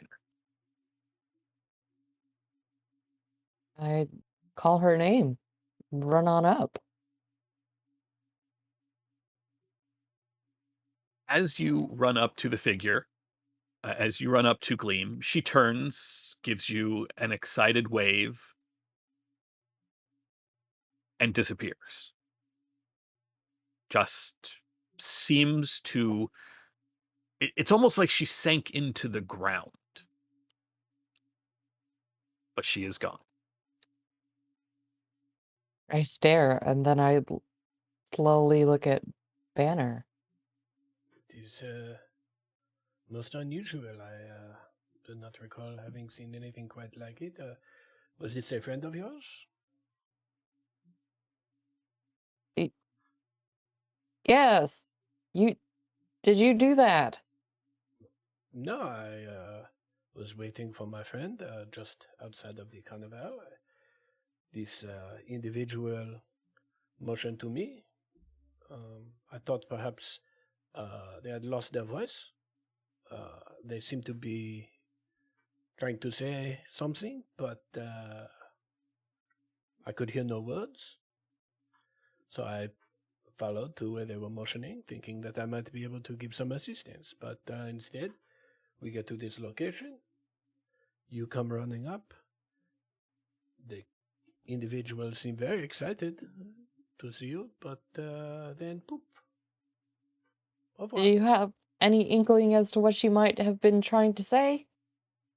I do not, however, she there was with a young child wearing a mask like a pig, dress, sweater, lollipop bigger than her head. Do I know of any such individuals? You do not.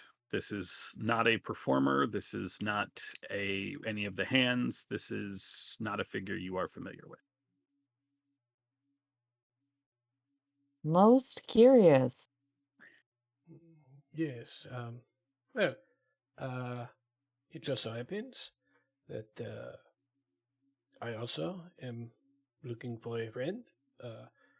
Came into the carnival much earlier. A gnome, small gnomish fellow. I am looking for a friend. You are looking for a friend. Perhaps we look together. Well, perhaps old Nikki here can help with that.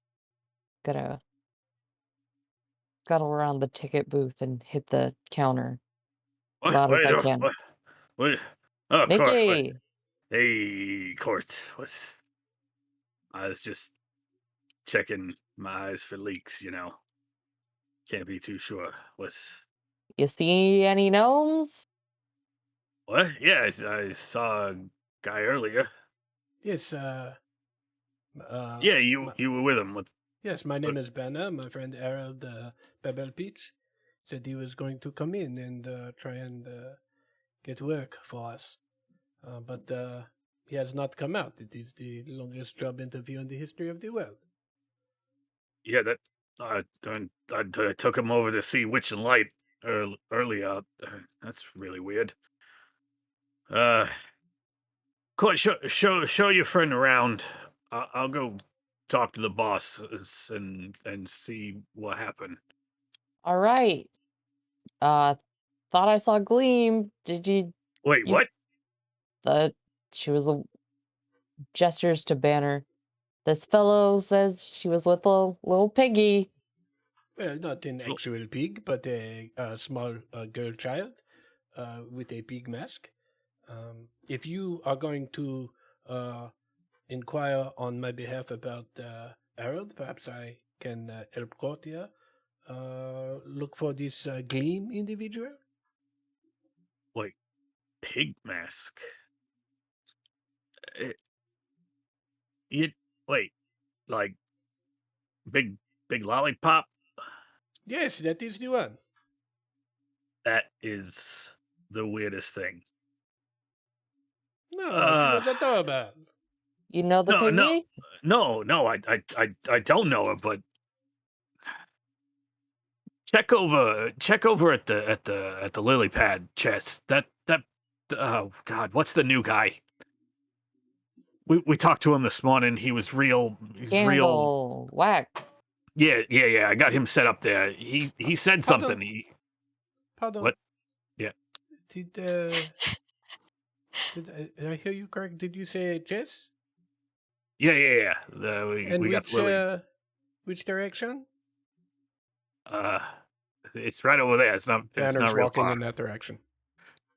Hey, Nikki, you said you think the I saw Gleam, and she just after Banner's gone, Court is talking like a regular human being.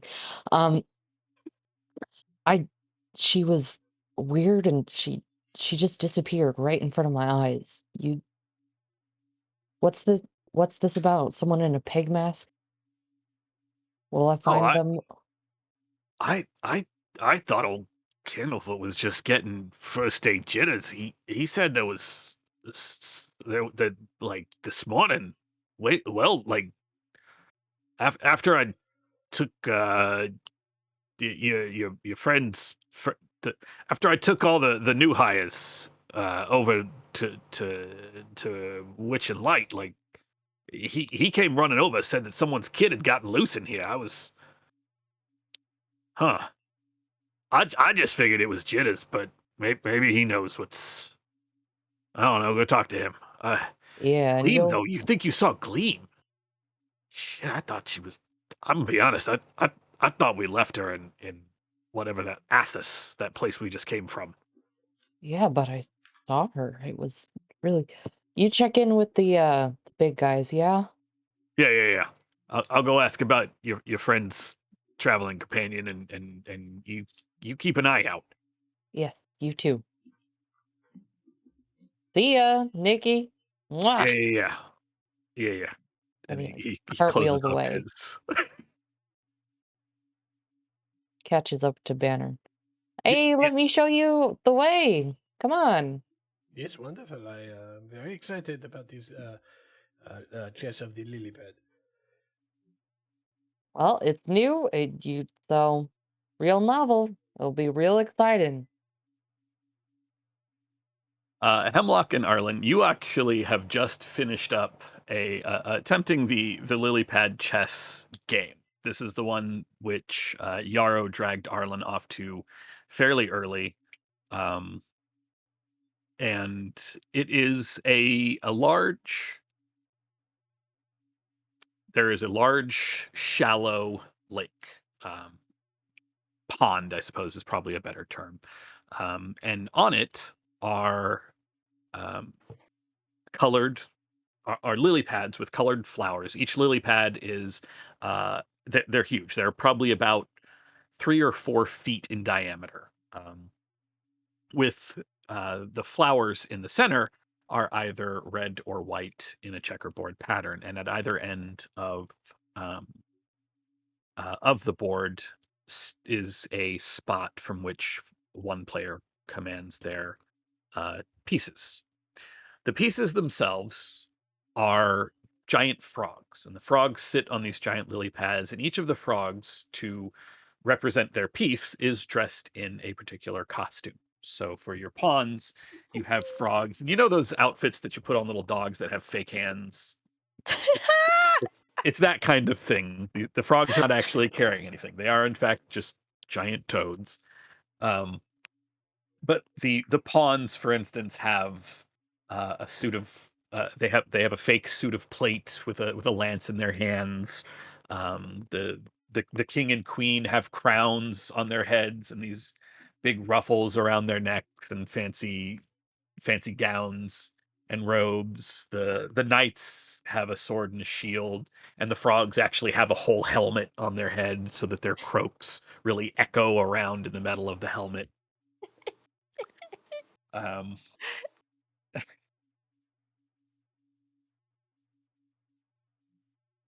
the game um, that you all are wrapping up as Court and Banner, you come walking up.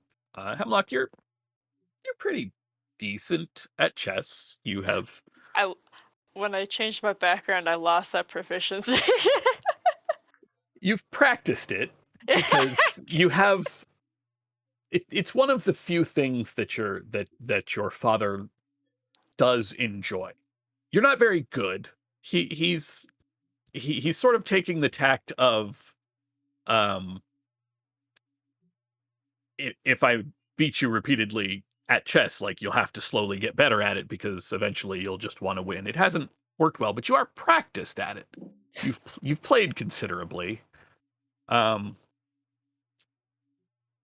but Banner, as you and Court come walking up to this shallow pool, uh, the final frog on Hemlock's side is there is a frog with a little hobby horse serving as a knight that moves on to the king's position, and the king jumps into what looks like a shallow pond, but somehow this giant toad still disappears entirely beneath the water. Uh, Yarrow sort of looks at you, Hemlock, and just quietly shakes her head and says, "It's all right. I won't tell Dad." He kind of chews his lip, and he says, "Yeah, he doesn't need to. He doesn't need to know. Could say it was checkers." He kind of forces a very lame grin, showing off some sharp teeth.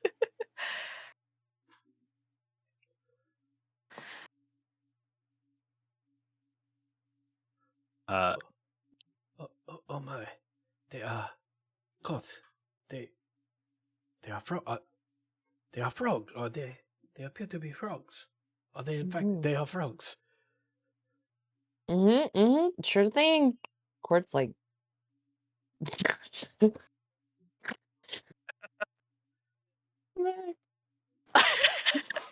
But I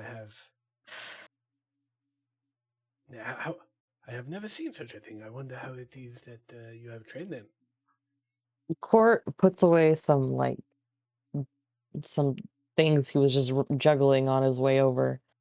Um, uh, yeah, let's talk to our new novel man about it. Why don't we? Do I see Mr. Candle anywhere? yes, Candlefoot, the young, very monochromatic human is. I don't have her is standing at the far end, and he sort of waves at Hemlock and everyone. I forgot I had this. This is Candlefoot. Nice. Okay. Did that pop up? It did. Okay, good. Thank you for playing, and please enjoy the Witchlight Carnival. Um, wait, did I punch your Hi, Court! Hey, you light hand. Gonna handspring on over to him, do a little twirl. Hey, listen, my new good friend over here,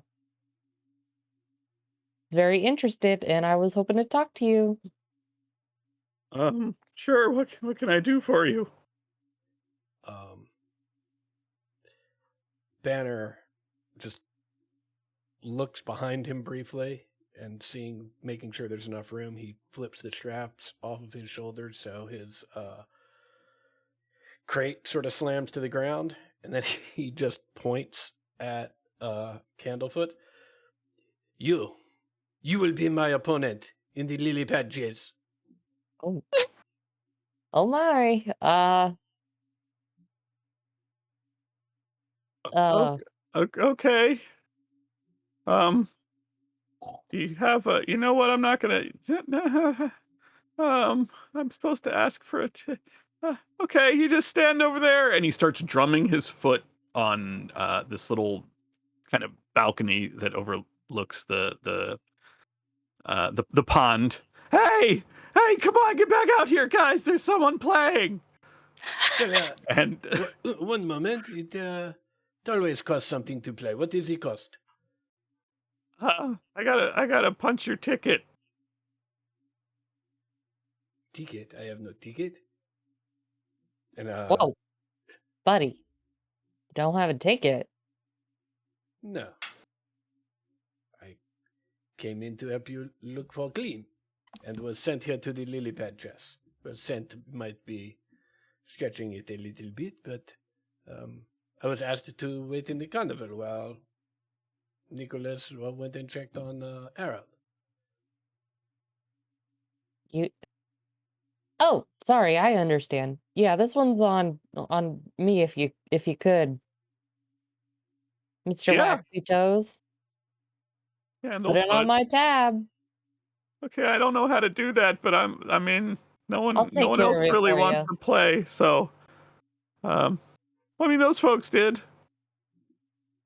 Hi, still.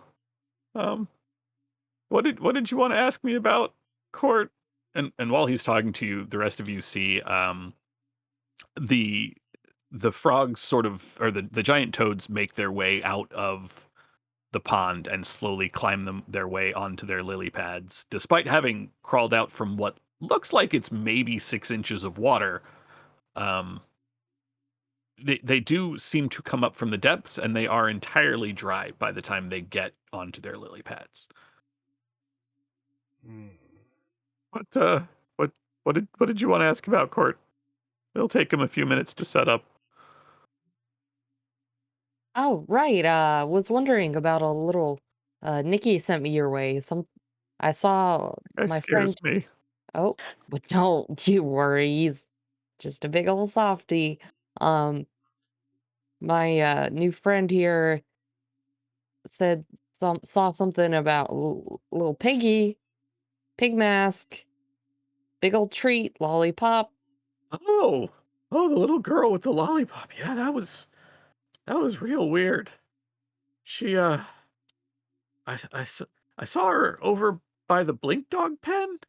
It was it was I don't know, she gave me the creeps, and she wasn't supposed to be in like this was before noon, I think. She say anything to ya? No, she just kind of stared at me and then licked that lollipop, and it was I think she was trying to decide whether or not to eat me. Oh, I'm sure. As delicious as you look, I'm sure that wasn't the case. It's just your jitters, my friend. Uh, no, is there anything else you could tell me? I'm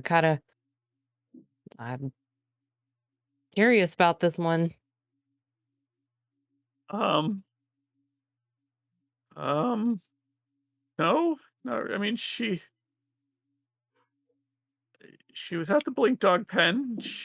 We saw each other, and I waved, and she stared at me, and then I waved and started walking away, and she She went over, I think, towards maybe Bubble Pop or the Hall of Illusions, one or the other. Um, Hmm. she didn't say anything, if that's what you mean. Yeah. Well, I appreciate it. Let me know Yeah, if you see her again, or if you see you you you know the sisters, the sun and the moon. yeah. Glister was uh really, really upset this morning. I know Gleam hasn't been seen in a while. Well, just give me a shout if you spot either of them. Okay, all right, they're in place. I gotta go play chess. I don't really Got even it. like chess. I just Well, wanted to be an actor. Why did he put me on chess? It's those new rabbits. I mean, they're really good. They're really. You should see their stuff. Of course, they're gonna be they're already hired. They're gonna be at Big Top tonight. They took my oh, spot. maybe I'll go give him a peek. Yeah. If you do well in this game, maybe I'll see you there tomorrow night, huh? Um. I'll be honest. Probably not Oh, come yet. on. You got this, big guy. All right. And he trips on the stairs on the way up to his landing pad or his little balcony. Banner is sitting cross-legged on his crate with the tails of his jacket hanging off the back, just waiting. Um. All right. Your move. Uh. Hemlock and Arlen, are you staying to watch this or Yeah. If I might learn something.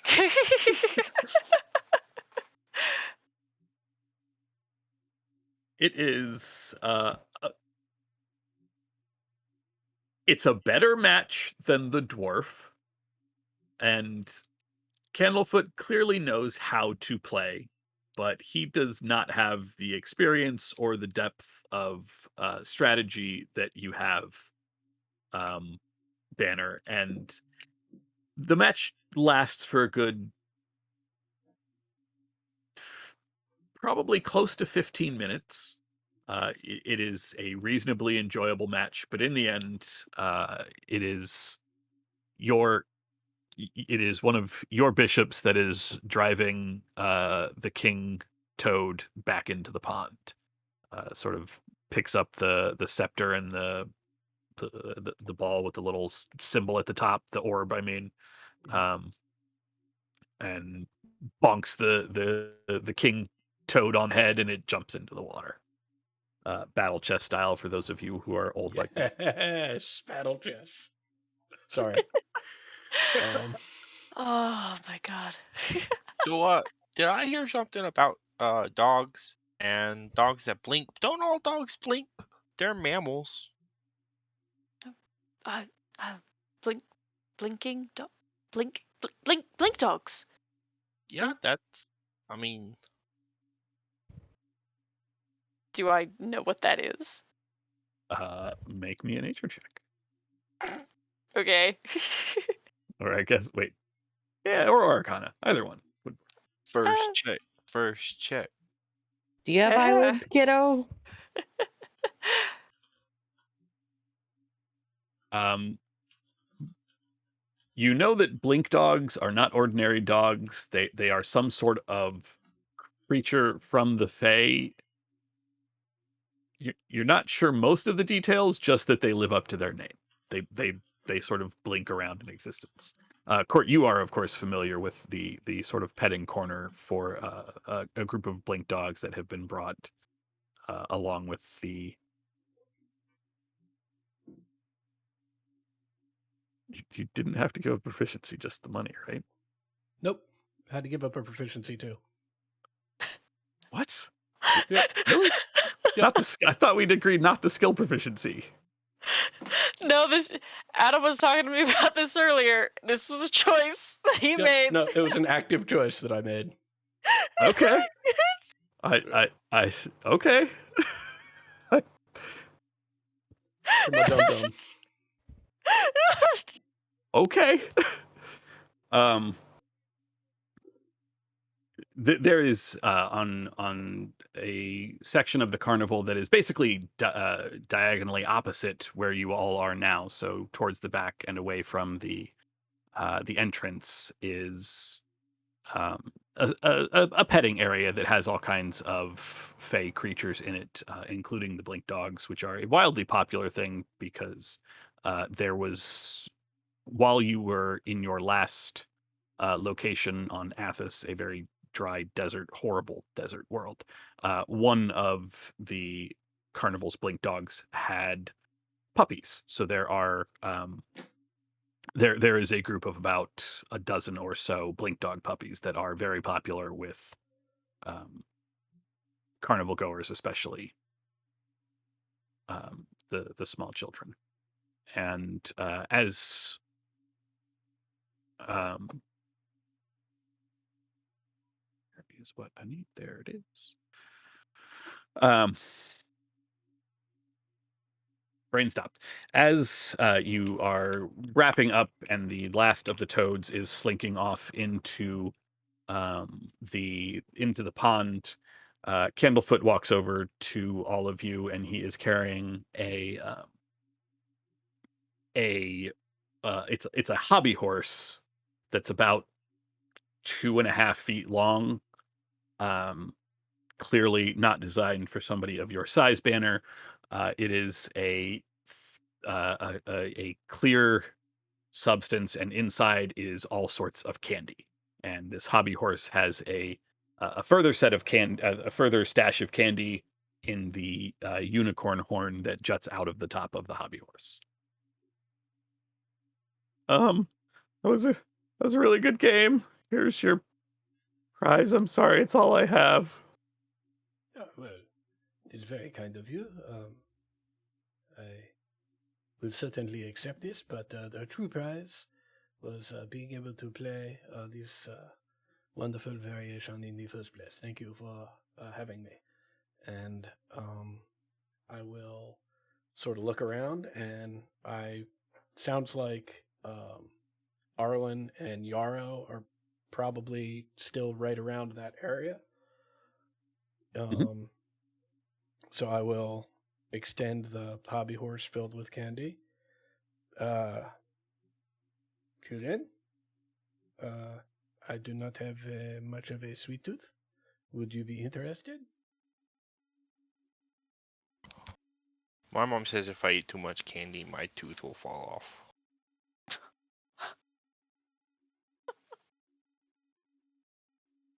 She's, A little one won't hurt, though. Good to have a treat once in a while.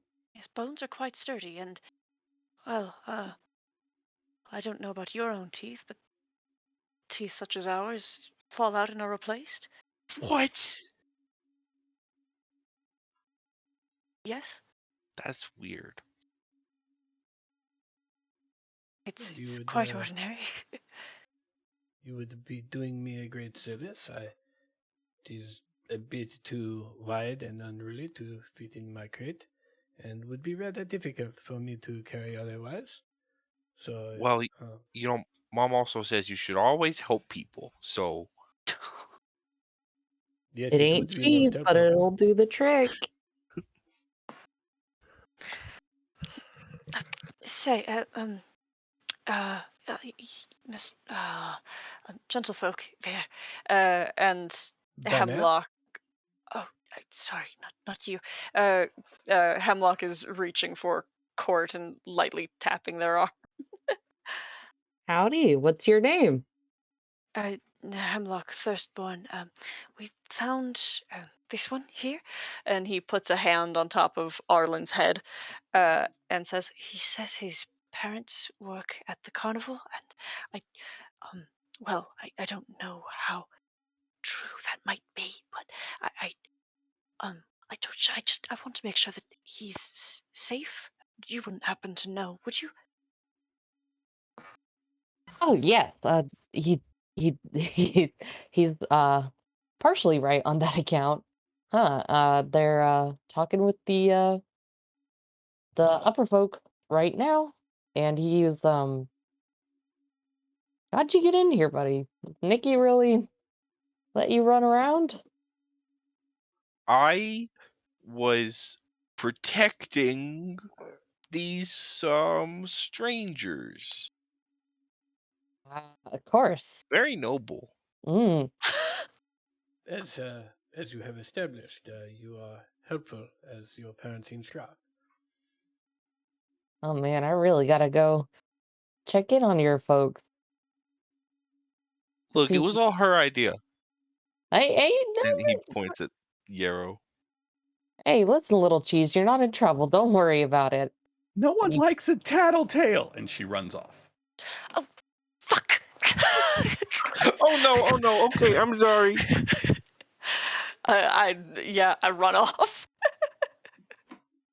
Oh boy. All right. Well, And then I run back, and I like stop in front of Court. Can I, can I leave him here with you, or should I? yeah, that's fine. Okay. And I run off again. All right. So close. You actually, Hemlock, don't have to go far. You go about 2 or 3 tents down, and you find your sister. She is standing sort of awkwardly. She's sort of staring into a tent where another group of children have small mallets and are um, there is a wooden board with a beholder painted on it, and various eye stalks are popping out of holes in this board, and they're whacking them with a mallet and driving them back down. But she's standing there staring at it, but she's not really looking at anything. She's just sort of staring off into space. And you catch a, a, s- a just the barest glimpse of movement dipping under one of these beholder bash tables, um, when uh, she sort of almost comes to and looks at you. Clearly, at one point she had been crying, but she just sort of looks confused now. What?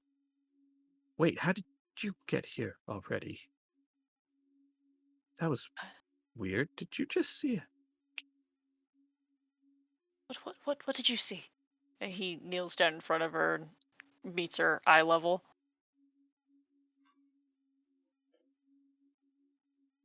She starts to say something,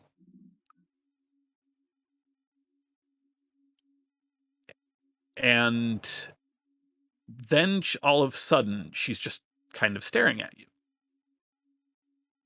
And you realize that the group of that the game that had just started in front of you is already over, as though a fraction of time has gone missing. And she's looking at you, and she looks concerned. Did you hear any of what I just said? No, you didn't say anything. He adjusts the lens in front of his eye. The pupil, the slitted pupil widens, and I'm going to cast Detect Magic. Oh boy. There is magic everywhere. Yeah. All of the table games, magic. The tents, magic. There is a strange sort of there is a weird magical aura that you're unfamiliar with on Yarrow, but it's not, there's no school. Like you know the ways that the weave comes together, for the various kinds of magic, the way it sort of um, is more threadbare with illusion as the magic fills in the spaces in between the strands of magic, or the way the threads sort of um, fade and flake if the necromantic arts are used, or but this is none of those things. There's a weird sort of effervescent light to it. Um, and looking as much as you can at yourself, the same sort of magic permeates you as well. I'm sorry. What? Yeah, dear. What did you say?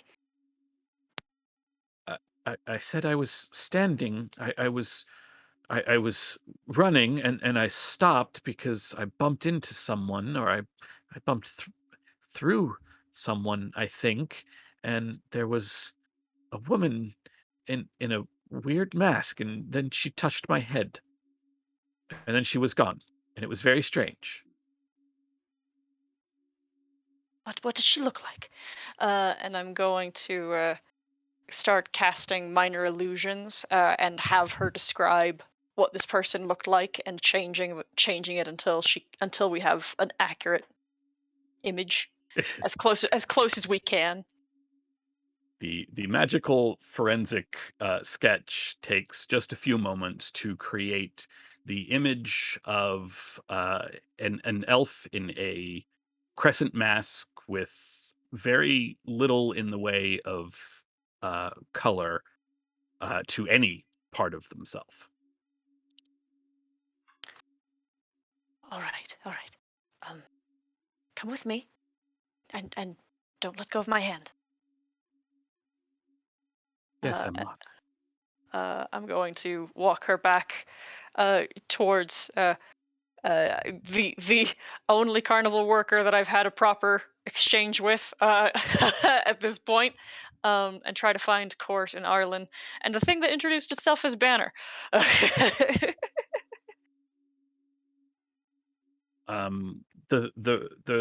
The three of you and Candlefoot are still standing in the enclosure near the pond for the lily pad chess attraction. No one has managed to come in. Candlefoot's assessment that not a lot of people come to a carnival to play chess seems to be holding true. Occasionally, the frogs or the giant toads pop their head out of the water just to sort of snag one of the many insects that sort of buzz above the pond, dragonflies and flies and gnats and things. Um, um, Court, uh, as Hemlock chases off after Yarrow, Candlefoot, um, um, Court. So, do you think the pig girl is someone's kid that got in? Like, maybe we should go into town and alert some of the guards or something? Oh, we'll take it up with the. I gotta go talk to Nicholas anyways. Perhaps he can get some hands on deck to see if they can get that taken care of. Uh, we ought to be heading over his way anyways, huh, little cheese? Gotta see. Been a while, huh? I don't really have a fluent concept of time. That's valid. That's fair. Come on, little guy. Let's go find Nikki. See what we can do on the way. See if we can grab you some kettle corn or something.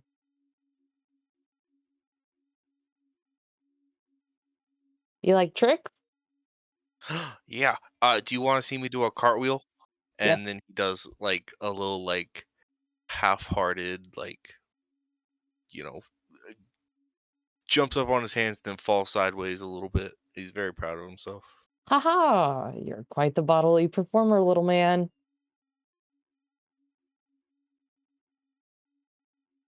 Are you aiming to entertain during Oh, the carnival? I don't know. I don't know. He tosses him one of his little juggling things. He tries to catch it, but definitely does not. Hey, come on, you'll Bowling get the pin hang of it. clatters to the ground. You'll get the hang of it. Get used to your balance. Get used to your weight. Yeah, I am rapidly growing, and so that makes me a little unsteady. At least that's what my mom says. Oh, you must be eating your greens.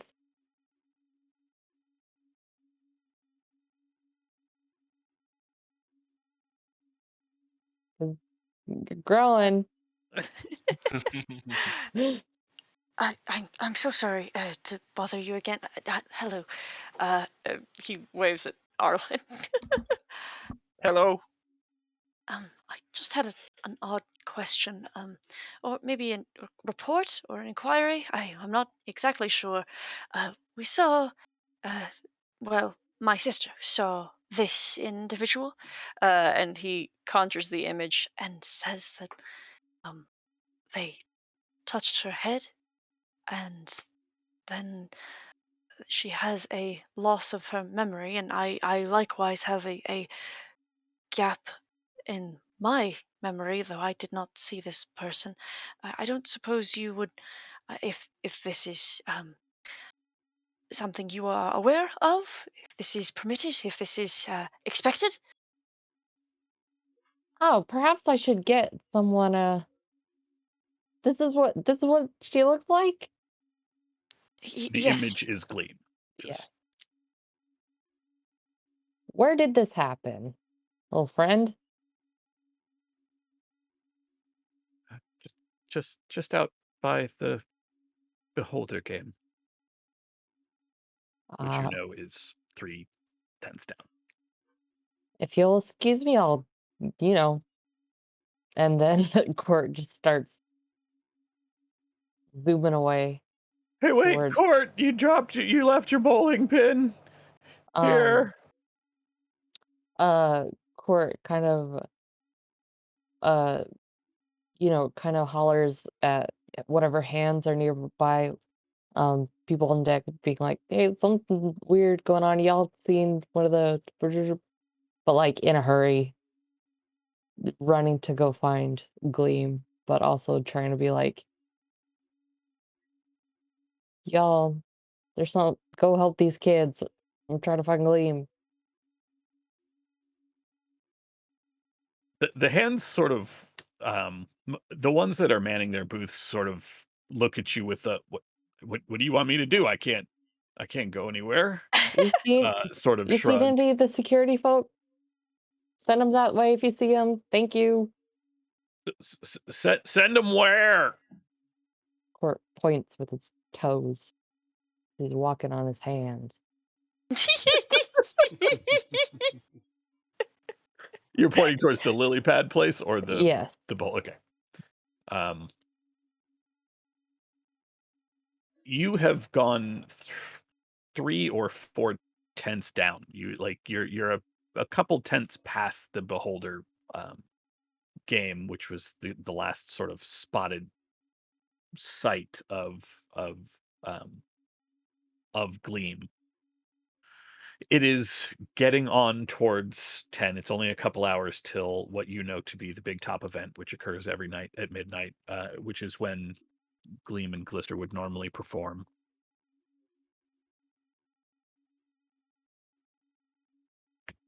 But there is nothing that seems out of the ordinary here to you immediately. It is a normal evening at the carnival. So while there are people floating ahead or floating overhead uh, on giant dragonflies or wrapped up in bubbles from the bubble pot teapot, there is no sign of this individual. Court will probably like, you know, be half entertaining, half looking around. Maybe climb up on one of the nearby displays to try and gain some ground, try and look around. Um, if he doesn't see anything, though, he'll go on back, seeing if he can find any security aligned folks to help these poor children. I am just an entertainer. You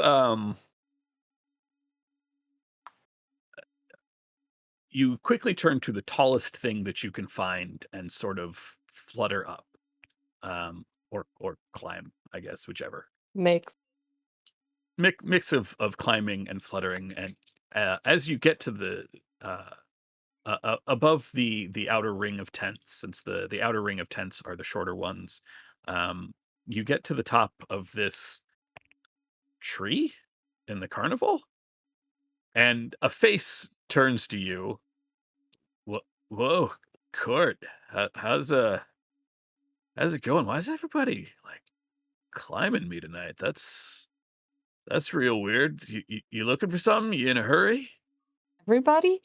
You know this is Northwind the treant who moves the trees for the carnival, sort of. Um, a fairly young treant who has Mm. joined you the past 10-ish years or so. Not just me tonight, bud? Yeah, I've had a couple people up here. I think one might be in my upper branches still. I can't really tell. If they're there, they stop moving. Something going on? Always is. I'm gonna go up there. You climb up into what is essentially this treant's hair branches. And as you are You need a pruning, old Northy. no, no, no way, bro. There's just no way. Old Northwind, he doesn't cut the foliage, you know?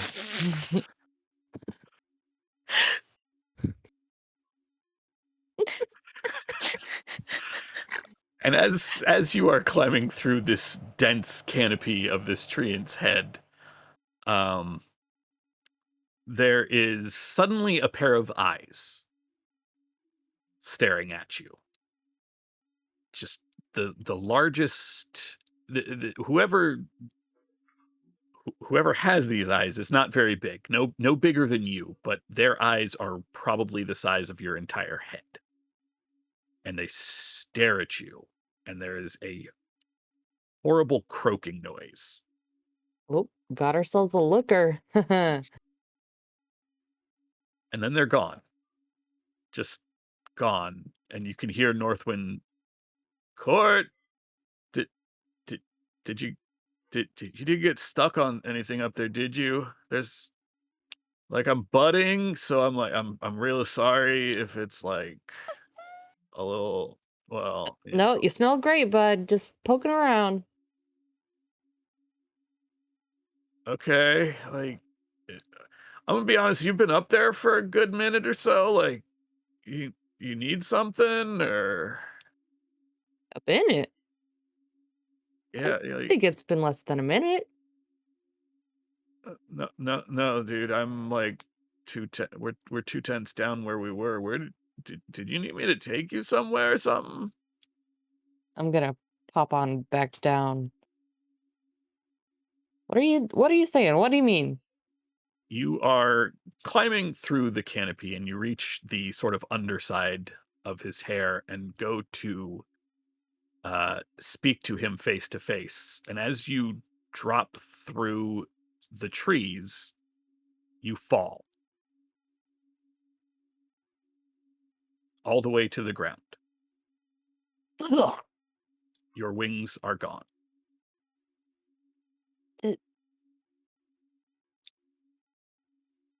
North, what the fuck you got up there? Whoa, Corey, you don't look so good. I just fell. Yeah, that sounded like it hurt, dude. Here, hold on. And with the creaking of branches and the flight of a small group of birds which have nested somewhere in Northwind's air, he bends down and picks you up and puts you on your feet. Court immediately falls back over. Oh, What? oh, okay, steady, steady. What the fuck? Where? What? Did you? Did you snag something off of me, bud? What? I'm missing an important part of my anatomy. I mean, I didn't do anything. Like, I mean, it's okay. I just give it time. It'll regrow, right? Like, I lost a whole arm branch once. It took me like 2 days to get it back. It was man, Not quite the same brand of organic as you, bud. How long did you say I was up there? like a minute, like solid 2, maybe 3 minutes. Like you were talking, and then you climbed up, and then all of a sudden you just sort of stopped. I guess That's whoever, I mean, was that you that made that like "Rrrt, rrrt, rrrt, rrrt"? Was that you?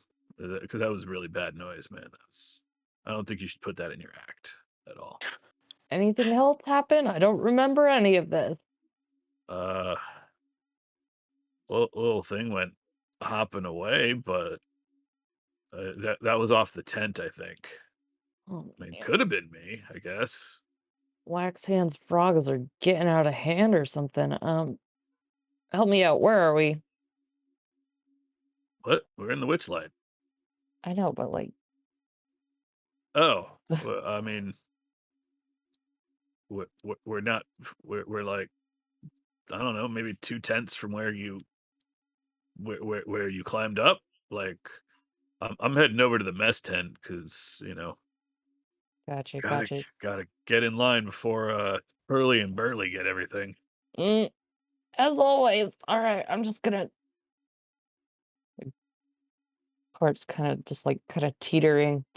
Just gonna, just gonna. Yep, gonna. I'm trying to. Something's really got to prune your leaves, bud. Something fucky's up there.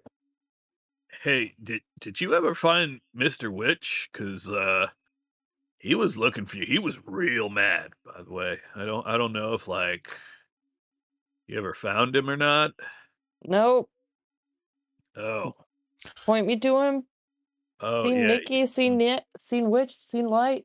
Look at, I'll take any of them. I saw Nick like 10 minutes ago. He was heading to Witch and Light. Like we can you want me to like take you there? I can do that. Or you want me to go get him? You wait here? You don't look too steady on your feet, dude. Uh, Either I wouldn't. I'd hate to. Yeah, I'm sorry. Your place in line at the mess is gonna. Sorry about that. It's on me next time. Yeah. I mean, I was just getting it for Palasha anyway, because like I don't really eat because leaves and sun. Mm, All right, yeah. You know what, little you stay here, little dude. I'll be right back. God, thanks, bud.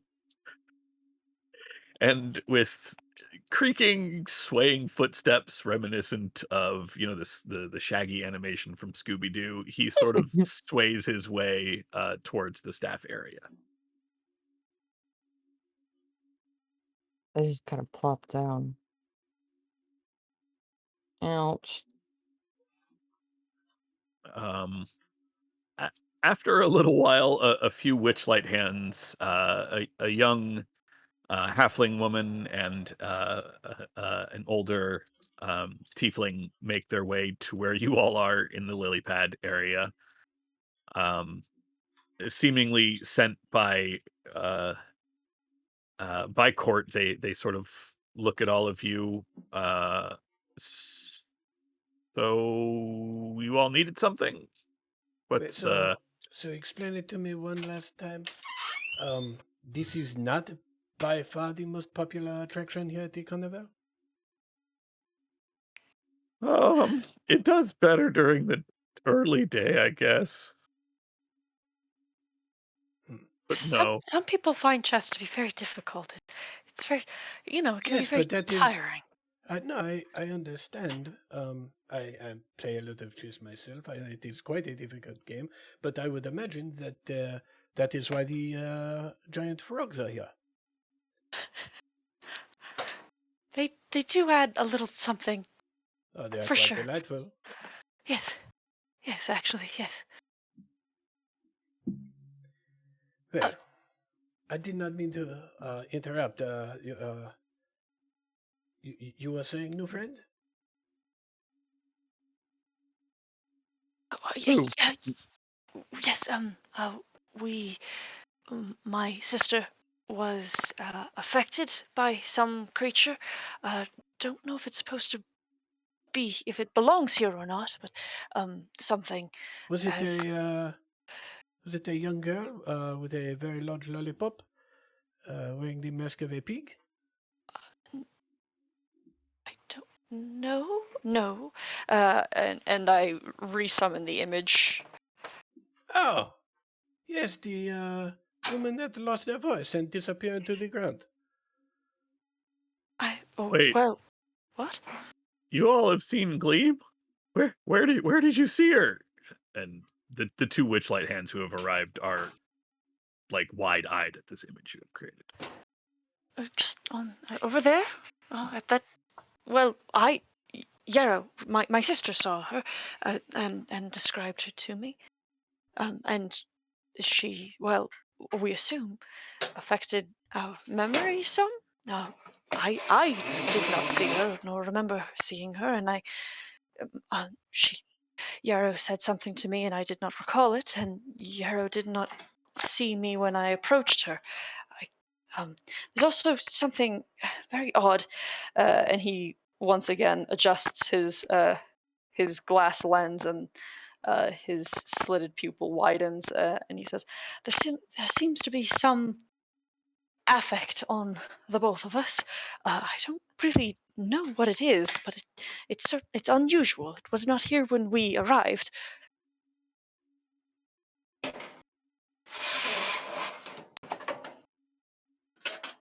The moment you describe where you saw this shadow, the two Witchlight hands run off. They clearly recognized the figure who you now understand is Gleam. They Whatever tell that you, means. for whatever that good does. But the moment they see it, they sort of exchange a few looks with Candlefoot, who nods. They go running off, and he says, maybe I should take you all to the boss. We gotta get something. There's got to be something going on, and I think it's best if we tell them. Yes, and best for all of us to have it resolved before I return my sister home this evening.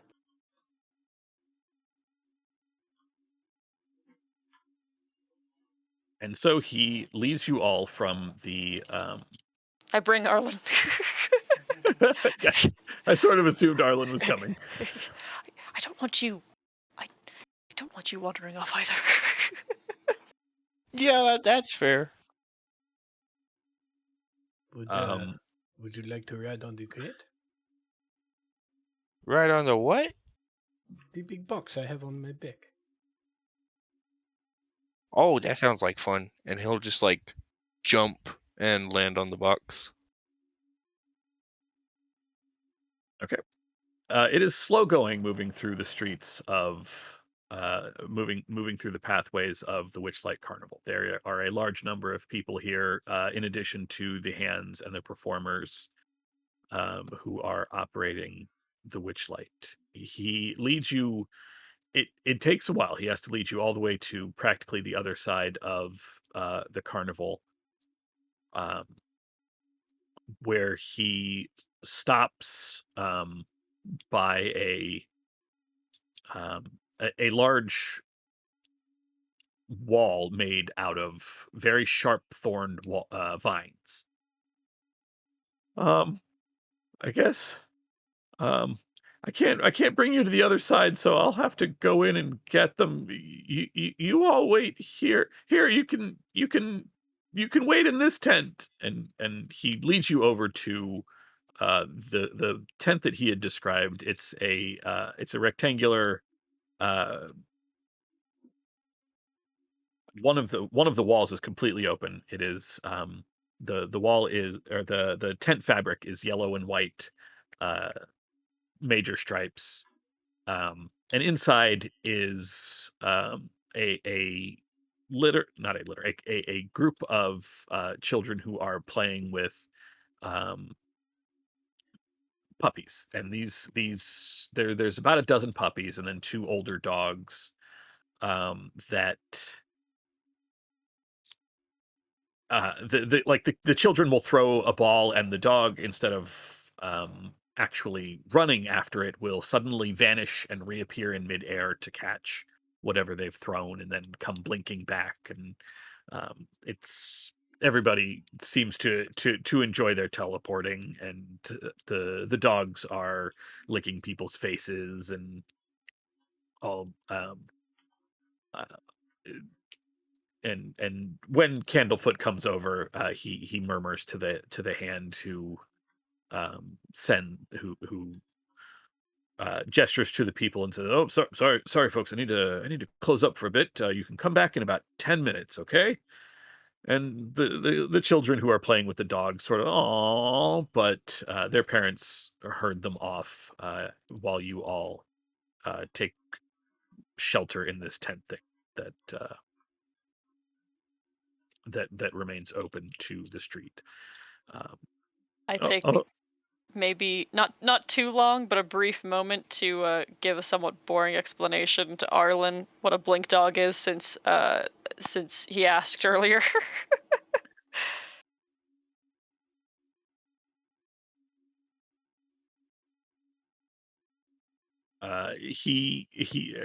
Candlefoot goes over to the wall, which opens. The vines uh, slide apart ru- to form a doorway that's just wide enough for him to pass through, and they close a minute after he passes, and leaves you all in this tent.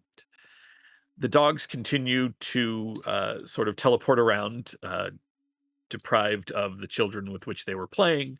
They do their best to get attention from the lot of you. One of the larger of the puppies, a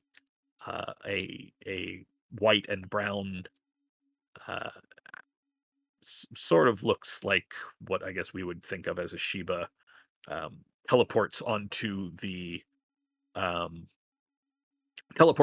crate and drops a ball at your feet, Arlen. Arlen picks up the ball and goes to toss it, but then does that little thing where you like fake it out and then put it behind your back, and then pulls it out again. Ha! Gotcha! And then actually throws it. Dog, when you fake to throw it, the dog actually does poof, just vanish from sight, and then a minute or two passes, full minute or two, and the dog suddenly appears back in front of you and fixes you with the dirtiest look imaginable. Oh, I'm just playing. I'm just playing. And then I'll reach out to like scratch it. You pet this dog, who is exceptionally soft and smells faintly, not so much like dog, but like cut grass or so. Um, and then it poofs out of existence, and you are on the ground with it, and it is nudging the ball back towards you. Yeah, I'll just spend some time playing fetch. About the third or fourth toss, you toss the ball, and the dog blinks, but does not reappear. The ball sort of clatters, not clatters, bounces out of the tent um, across the aisleway and into another tent where there are a group of children who are tossing darts at balloons that are magically floating through the air, which you would think would be a horrifically dangerous thing to do, um, given that these balloons are not secured to anything. But anytime a dart seems like it would strike somebody, it just pops into glitter and confetti and covers whatever unfortunate person is standing there in a sparkle of colors. Arlen will go chasing after the ball. The hand that is monitoring the group of blink dogs tries to call out once, but you are able to sort of dart through people's legs into this other tent. The ball is kicked around a few times as you go for it, movie style, but eventually comes to settle against a pair of dark shoes,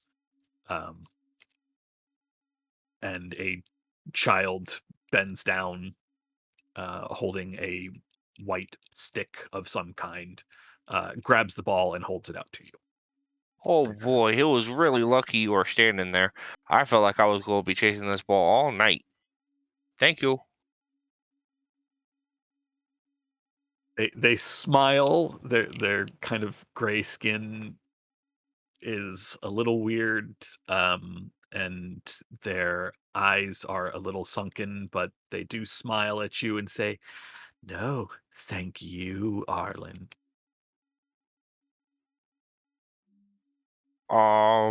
You're welcome. As they go skipping off, you realize that there is a different group of people in this tent. A few of the people have changed.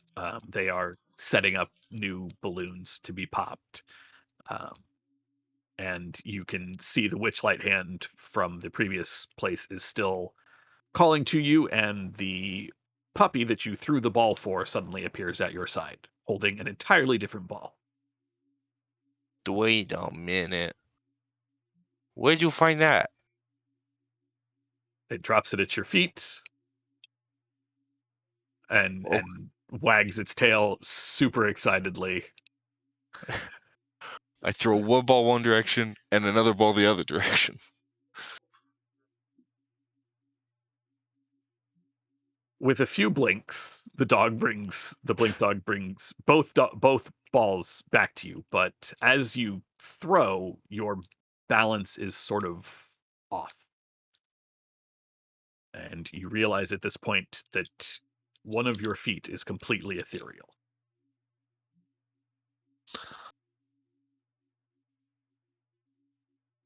Arlen kind of freaks out a little bit and just runs back to where like Hemlock was. Okay, I think I need to go find my parents. Oh my god! Oh my god! Oh my god! I have a ghost foot. It's a ghost foot. Why do I have a ghost foot? Okay, Did- calm down, calm down. Calm down. This is. I seem to I- remember you with 2 feet. I grab Yarrow and look her in the eyes and say, "This is what happens when you wander off." That is terrifying. She looks at you with a fairly blasé expression and just says, "Yes, Hemlock." uh, let me see, and I'll cast detect magic again, to try to ascertain what happened to this foot, because he's clearly not in pain. Just there is not a foot there anymore. That is correct. Yeah. There is no pain, and you can put pressure on it. It's just it Just is like a weirdly barely ephemeral, like translucent and Is there still is it still visible? there's a shade. barely. Yeah. Okay. I look at the grass print where your foot is. Okay. Well, I don't know what to do about this. Perhaps we should find your parents.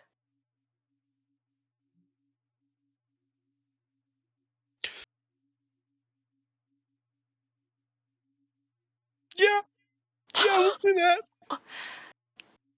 All right, come here. And I'll carry you. Court.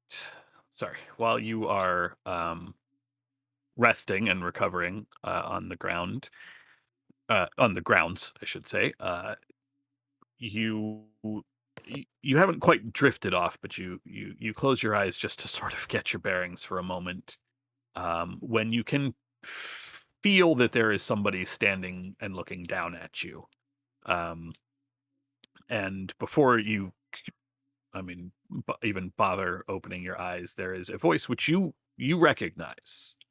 This is the voice of Mr. Witch, who is one of the two people that own and run this carnival. Court, you've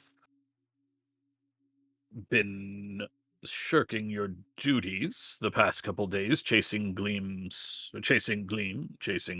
You say you have found her now. Is that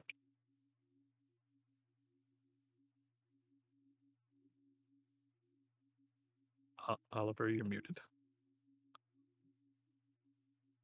I'm so sorry.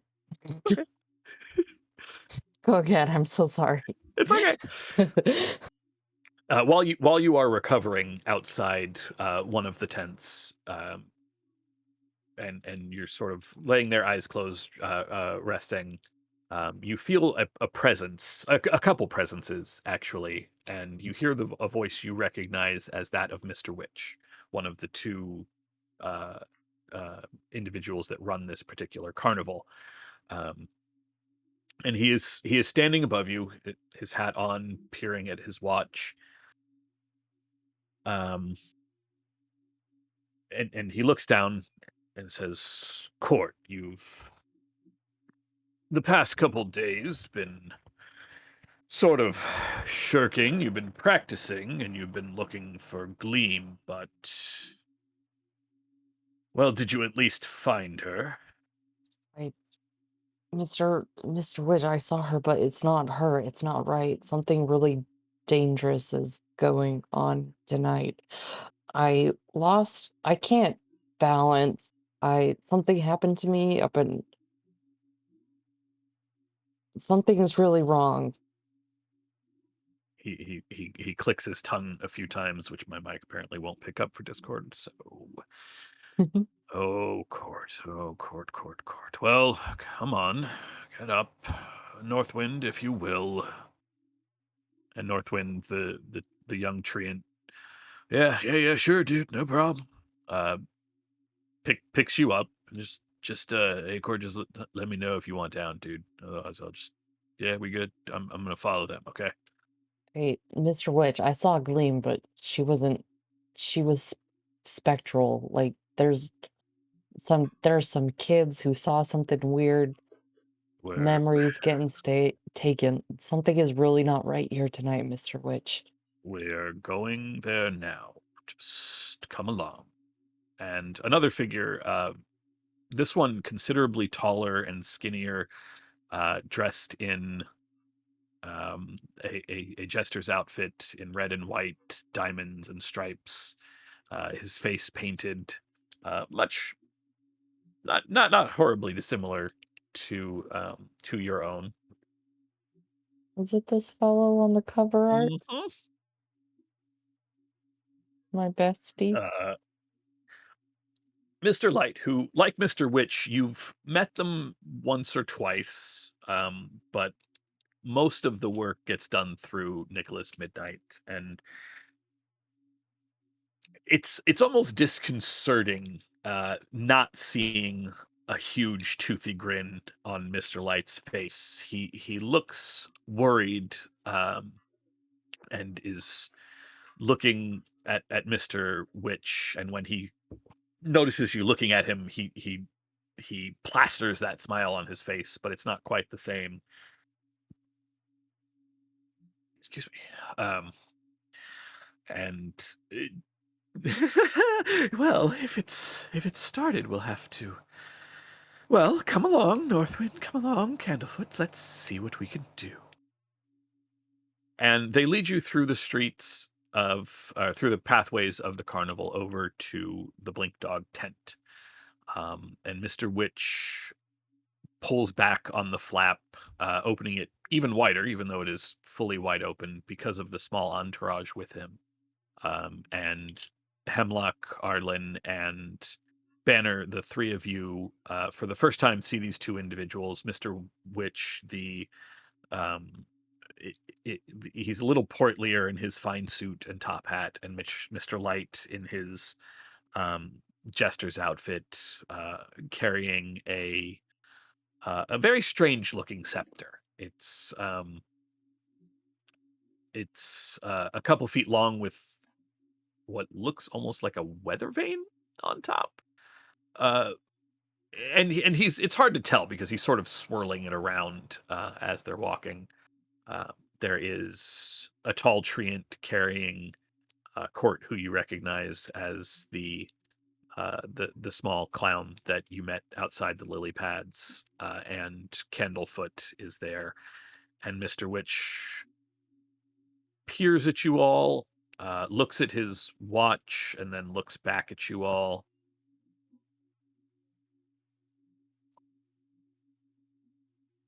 No tickets then, for any of you?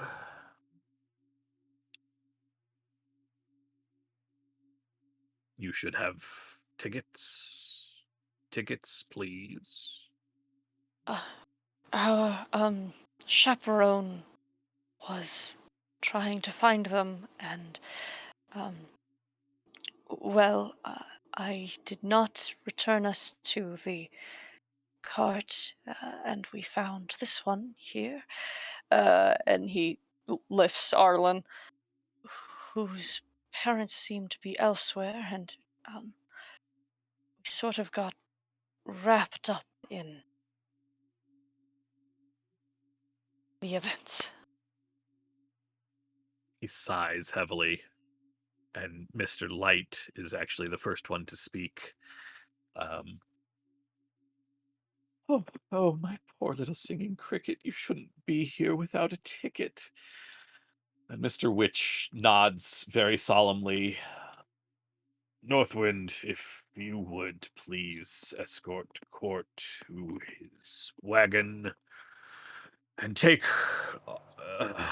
Arlen here to Blue Top Sea. That is where his parents will be staying. I will finalize their paperwork this evening. The two of you, well, three of you, Mr. And he's looking up at you, Banner. And where will I be staying? With my partner, whom you have spoken to this evening? I'm sorry. Do you know him, Harold Bebblepitch? We spoke with Nicholas. Nicholas said that Nicholas actually sent him along with Arlen's parents to speak with you. Yes, we opted not to take Mr. Bubblepitch up on his services. He should have been returned to you.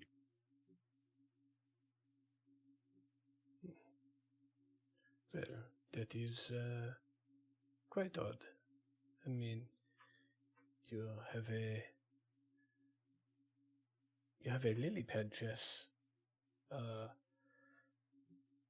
booth that is not the most popular booth here at the carnival, and yet you do not want to employ myself and Harold. No, this is a mistake.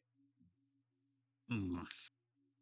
The lily pad chess attraction is being retired after this run. It's never really earned its keep. Um, This is why we opted not to take your friend up on your services. Banner removes the leather disc on his face with the kind eyes and replaces it with a leather disc that has sad eyes with a little tear coming down. No. Oh my! Well, if that is your decision, then just inform me where Harold has gone to, where you have sent Harold, and I will meet with him, and we will be on our way. We sent him out of the carnival hours ago. He is. One moment, and he looks at his watch, adjusts sort of winds the little spring at the top. He is not anywhere in the grounds of the Witchlight Carnival. He must have left, and you simply missed each other. Yeah, that is.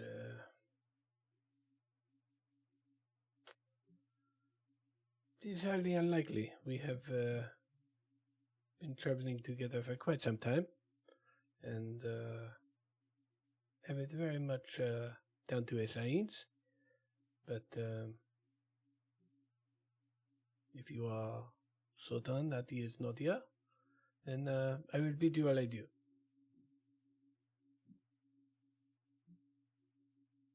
Good evening, Mr. Banner. Northwind, once you have returned Court and Arlen, we will escort these three to the entrance.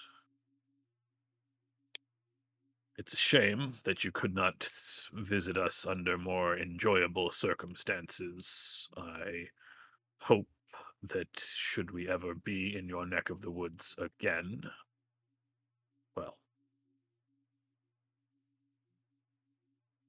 And they walk with the three of you to the entrance to the ticket booth and wait. If there is nothing else, you may find your exit.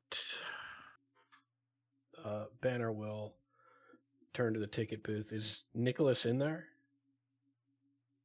No, Nicholas is not there. The ticket booth itself remains closed. Okay. As he did when he went to go find them in the first place. Gotcha.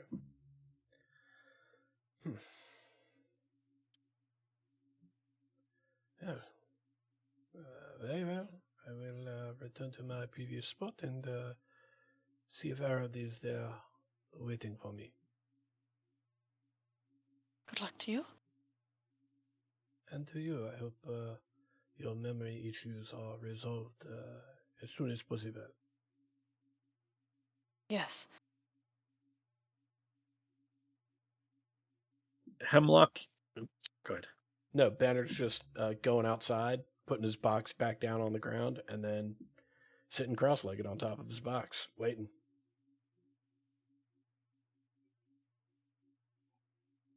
As Hemlock, you and Yarrow climb into the carriage, the driver is absolutely just beside himself. He is holding up a pair of tickets that have not been touched, and just looks beyond relieved. Excuse me, when the two of you come out. I tried to find you everywhere in there, Masters. I did. I tried to. Right, I you just put a shouldn't. hand up. It is all right. We should remain out until the night has passed some, and then we should be returning home. Oh, young master, it's nearly 3 o'clock in the morning. It's well past time for you to be back. Is it? It's Yes. Yes. Yarrow takes a seat in the cabin of the carriage and is silent the entire trip back. Um, she stares out the window and sort of waves to Mr. Witch and Mr. Light. Mr. Witch just turns, but Mr. Light waves back with a smile, and then turns to follow Mr. Witch as your carriage makes its way back through the streets of Flane, which are decidedly more empty than usual, even for 3 a.m., and back to uh, Hollow Cross Hollow. I'll get it right one time. Are you are you feeling all right? Yes, I feel fine. It was good we were out of the way like we were supposed to be. Yes. I'm sorry it did not end nicely.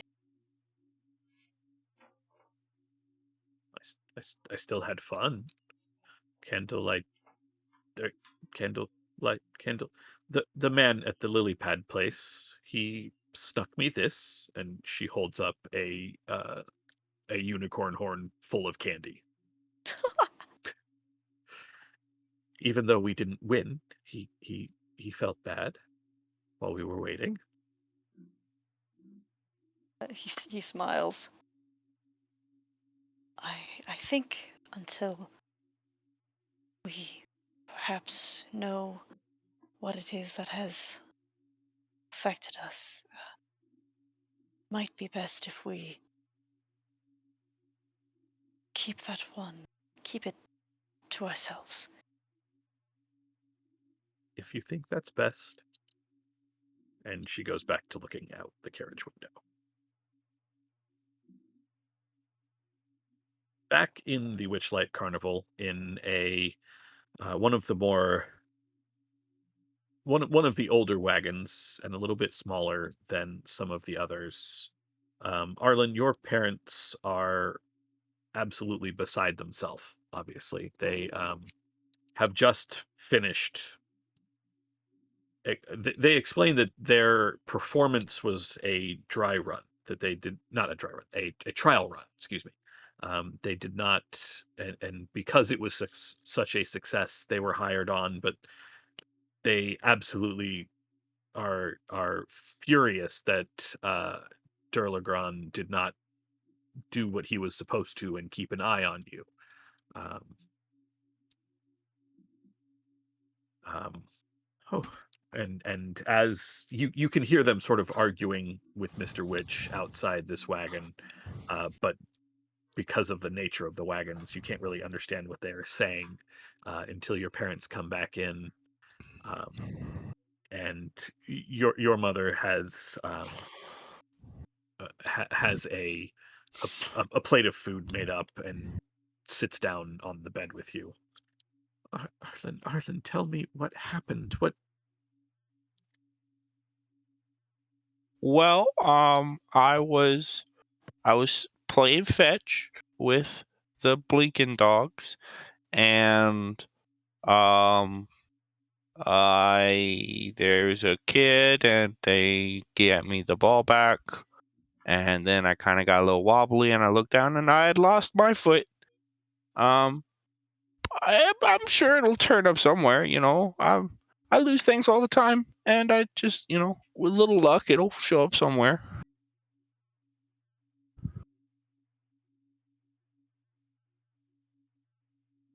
I will keep.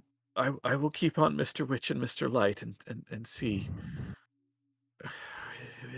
I suppose it was lucky that they have their magic control over this place, but oh, Arlen. And they sit with you through the night until Arlen eventually drifts off to sleep. There is a there is a moment while you are asleep where you can almost faintly hear that same child's voice calling to you, asking you if you want to play catch, asking you if you want to race, things like basically asking if you want to play, but no one else seems to respond to it. No one else seems to notice it, and after a while, um, it you sort of drift back to sleep, and it never comes back up. It never comes back again.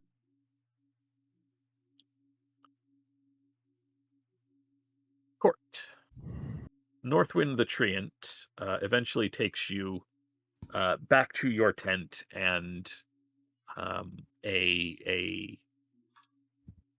um, a satyr who you are familiar with as the medic for this carnival um,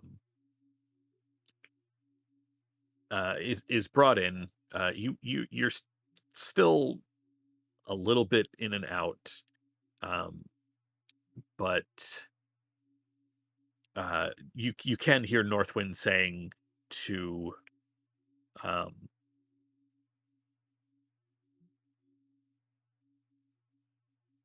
I had this person's name and it's gone to spare. You can hear them recounting the events of yeah, like Court like flew up into my hair, and like there was a weird croak, and like then Court tried to talk to me, and like he just fell, man. I'm pretty sure there's nothing up there that's not supposed to be anymore. Like I went out and stood in the rain clouds for a while, like lost a couple leaves, but like and uh uh, uh the satyr is taking notes. Sil is taking notes, and just that's just so weird. I don't. There's no disease. There's no Mr. Witch. I don't understand. And um, Mr. Witch sort of peers down at you, Court, and says, "Mm, well, Court, don't worry. You're still we you're hired here. We'll have you working back up on your feet as soon as you're ready. You just have to say the words, and it's going to be okay. I don't know what we can do, but whatever you need, we take care of our own here at the Witchlight." Mis- Mr. Witch, what's going on, though? Can't really say. Can't really say. I I will be doubling the number of hands we have. I'll hire as many as I can, keep more eyes out. Had a couple more people mentioning Gleam, so she's got to be here somewhere. She'll be found, but and he looks down at the light at the watch. Excuse me. Um, but if she was here, she's already stepped out of the carnival. We'll figure out what's going on. Lister, You, mhm. What about her? is she okay? Did she play the house tonight? Brought the house down. Standing ovation. It's best Glad, performance I've seen. We'll glad. get you back up there with her. You just rest, Court. There's time for all of this tomorrow. Mr. Witch, thanks, Mr. Witch.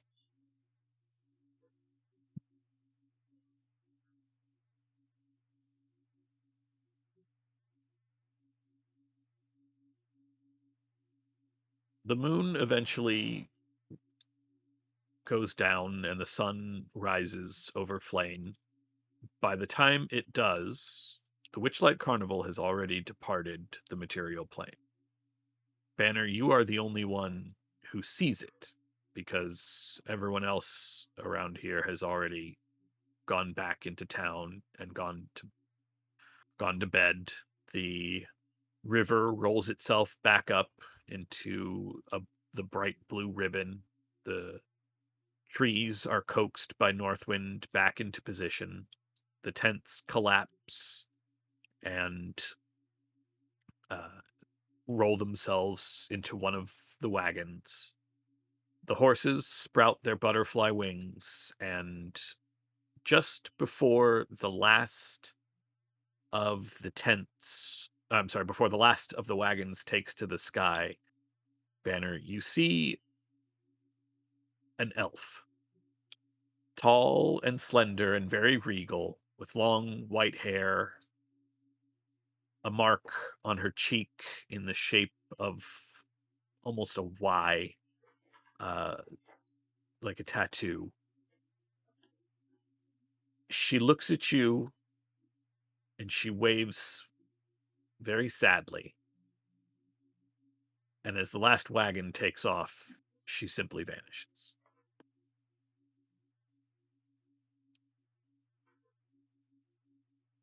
Those of you who work the Witchlight Carnival, nothing like this happens in the 8 years that take place between the events of tonight and the next time that adventure strikes. There are occasional sightings of Gleam, but no one's ever able to pin down where she's gone.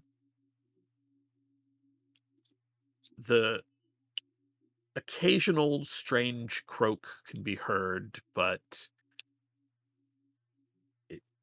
is it the same one that Northwind and Court heard, or is it just the giant toads from the lily pad chess set, which, as Mr. Witch said, never is set back up.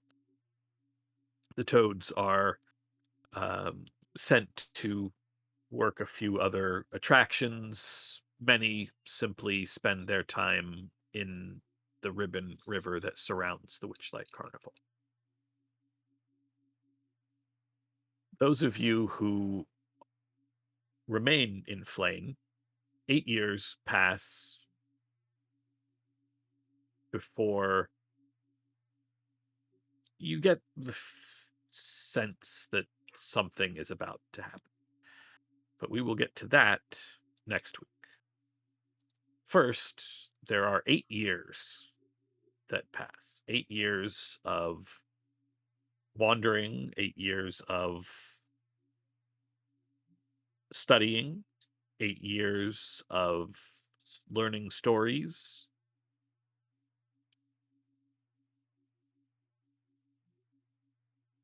We'll start with Banner.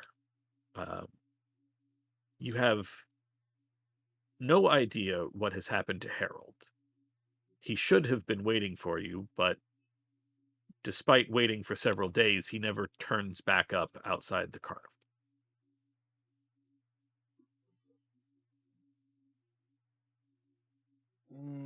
Yeah, so Banner will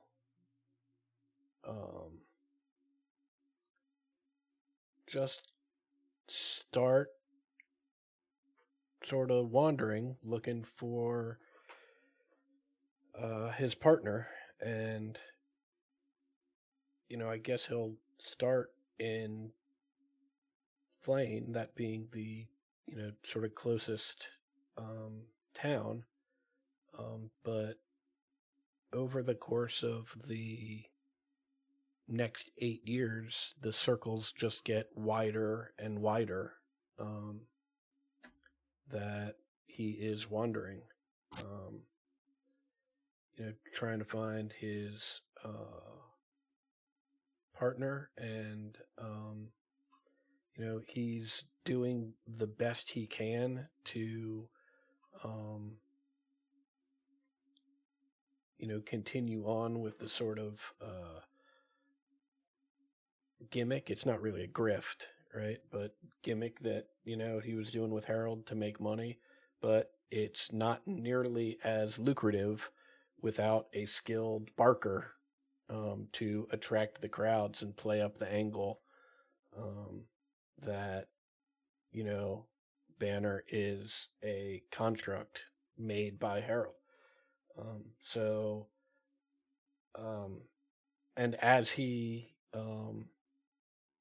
wanders and can't really find Harold or any, sort of sign of Harold, he will do what he can to gather information about the carnival because he, will probably get more and more suspicious of it as time goes on. Every time you make a loop into Flame, um, the people there actually start looking forward to your presence because so little happens in Flame. Hmm. A recurring visitor is news.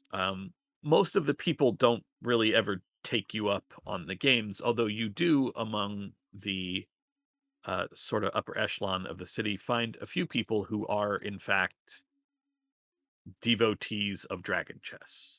None of them are as good as you are, but they do all still make a point of when they know you are coming, setting up not really a tournament, but Mm. setting up an area for you to set down where they can each play you once and see if any of them can beat you.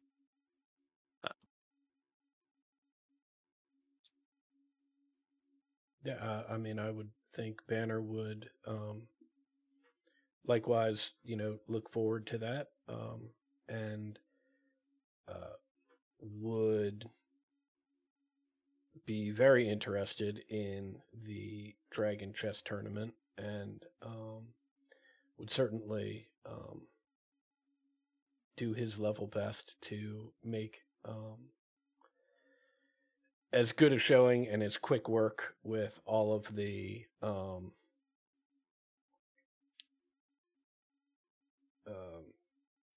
opponents as possible.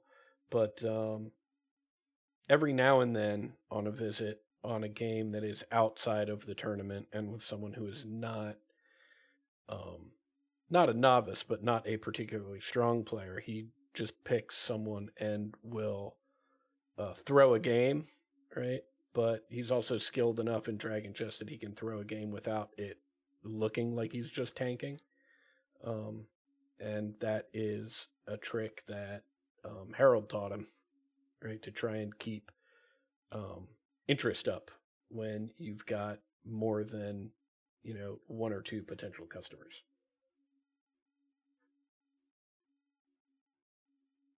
Hemlock, you are also in Flame, and your father, Lucian, definitely takes interest in these Dragon Chess matches. What is Hemlock up to in the interim? And yeah, what is Hemlock up to in the interim first? Continual study, spending time below the surface, and becoming acquainted with the family business, um, becoming a very becoming very good at this particular task, in embalming, um, and preserving, uh, becoming familiar with chemicals, herbs, materials, uh, and becoming a craftsman, um, and very importantly, uh, listening and waiting to hear what that stranger could have brought into the house and why it was important, and watching Yarrow to see what it was that happened and what happened at the carnival and how it may have affected her.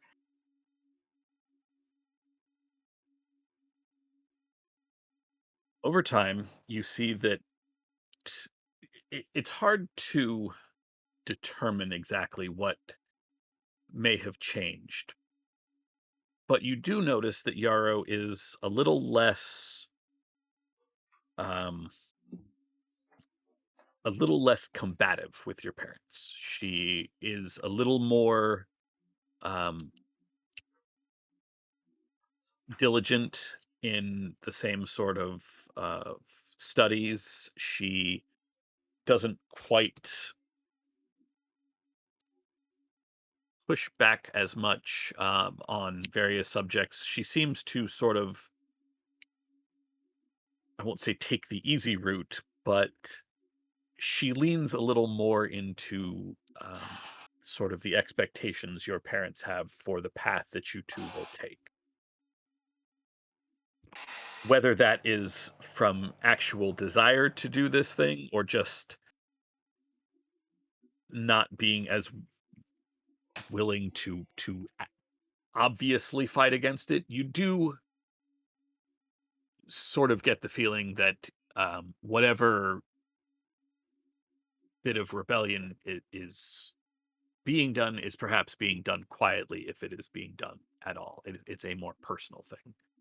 Um, as for the thing that the guest brought them, there is a lot of buzz uh, between your parents about a an ancient looking piece of some sort of hide that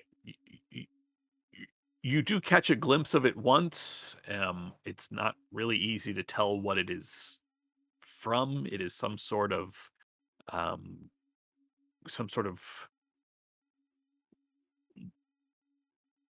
bleached and tanned hide that has scales on one side and some sort of glyph work on the other side. It's not in a language with which I think that you are familiar, um,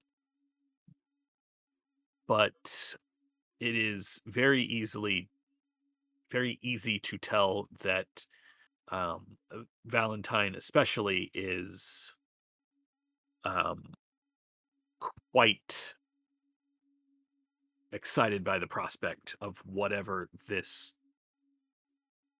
um, this document details, and uh, over the period of time, uh, it sort of becomes clear that they have found some sort of clue to the location of an important artifact. Um, it is, in fact, all she talks about at breakfast for or brunch, as the case may be on the weekends, for at least a month after they get this document. But progress in deciphering it is slow going. It seems to resist magical, um, like comprehend languages or any sort of magical interference. Whatever the language or whatever the the glyphs and the sigils are, they're not a language. So it it is clearly some sort of um, not cipher. That's not what I'm looking for. Brain not working. Uh, it is clearly some sort of coded document, or not documents. Not even the right word, because this is not writing. It Mm. is whatever it is. Mhm. After 6 or so months, progress seems to have slowed, if not stopped entirely.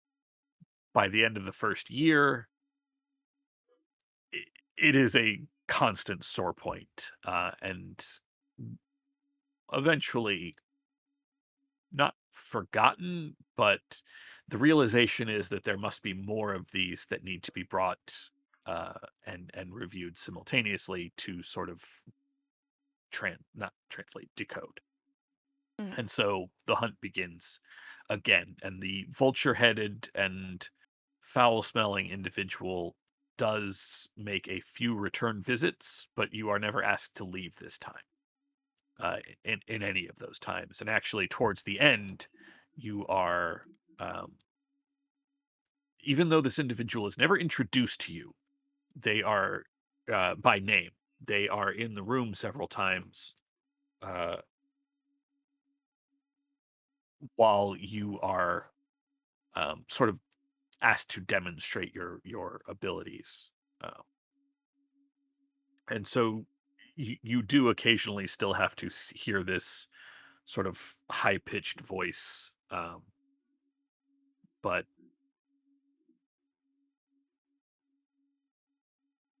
ultimately, it is not until considerably later that any sort of solid progress becomes apparent.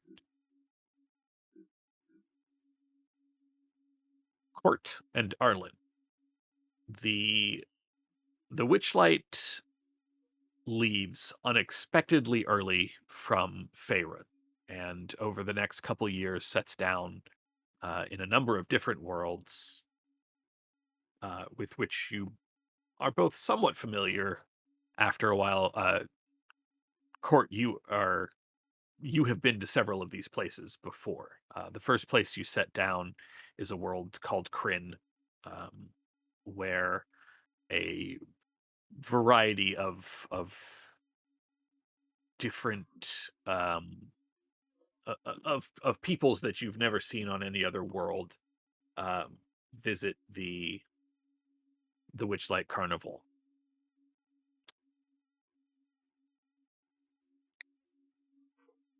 Port, your recovery, you do eventually go back to work. How is that? How long do you think that takes Court to really settle into the routine again? I mean, to be back up on his feet, probably just a few days, but into routine again, probably much longer than that. Probably much longer than he would like. Probably, I would say about a month or two. Um, a lot of relearning balance for him, and a lot of falling back on the basics until then.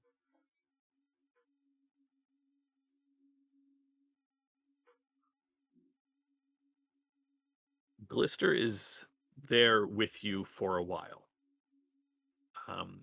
The two of you begin to do a lot of your work together, and when it becomes apparent that Gleam is, not just no longer with the Witchlight Carnival, but presumably is lost. Um, she does. She is, in fact. It takes a while to warm up to the idea of having a new partner, especially one who is not um, her flesh and blood twin, which, uh, for an elf, is even deeper a bond than it is for other species that have, uh, that sort of sibling bond. But eventually, after a number of years,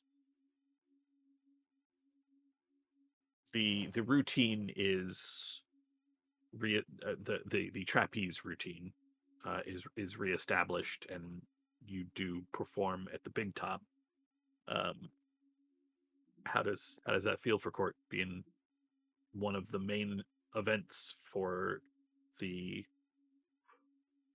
big top carnival, or the big top tent event? Great. He loves it. It's there's there's there's some staying up at night and wondering what the fuck happened. But and there's no small amount of sympathy for partner, but he's living his best life. He's got his pals, he's got the crowds.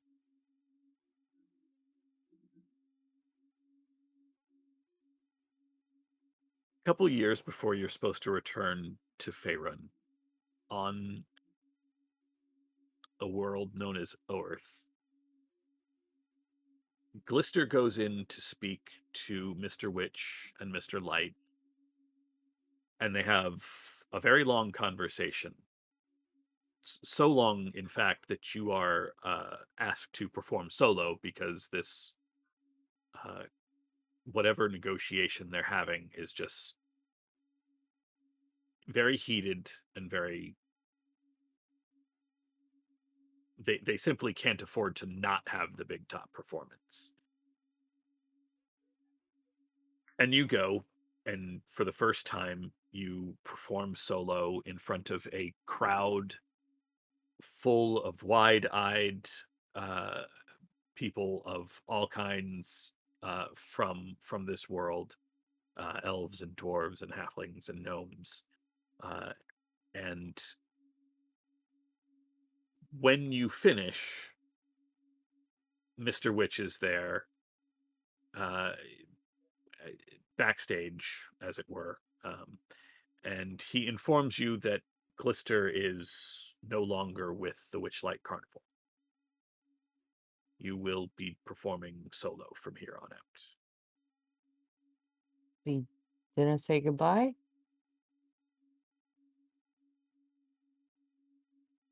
She has already departed. Thought it would be easier.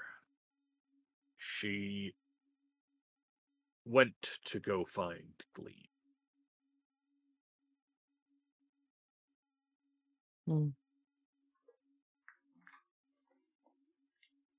We Thank tried to tell her, but she has, for now, decided to return to the Fae.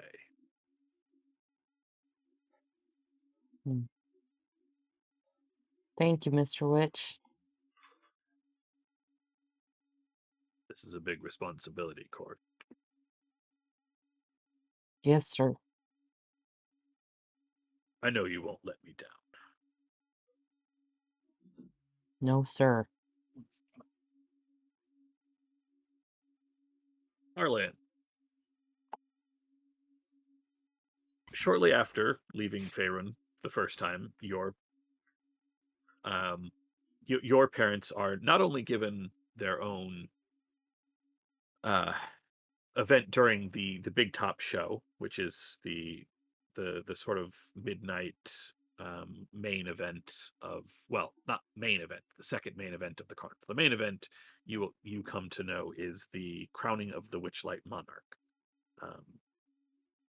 which is sort of a big deal. It's a huge dramatic ceremony, but the big top event, which takes place every midnight, is really the main attraction that everyone comes for. That's when your parents have a show, Court has their performance. But outside of that, they are given a stage of their own in the Witchlight Carnival to put on their shows. Does Arlen ever take part in those shows, or? I don't think Arlen really ever does any of those shows or anything. He does a lot of like backstage help, costumes and makeup and that kind of thing.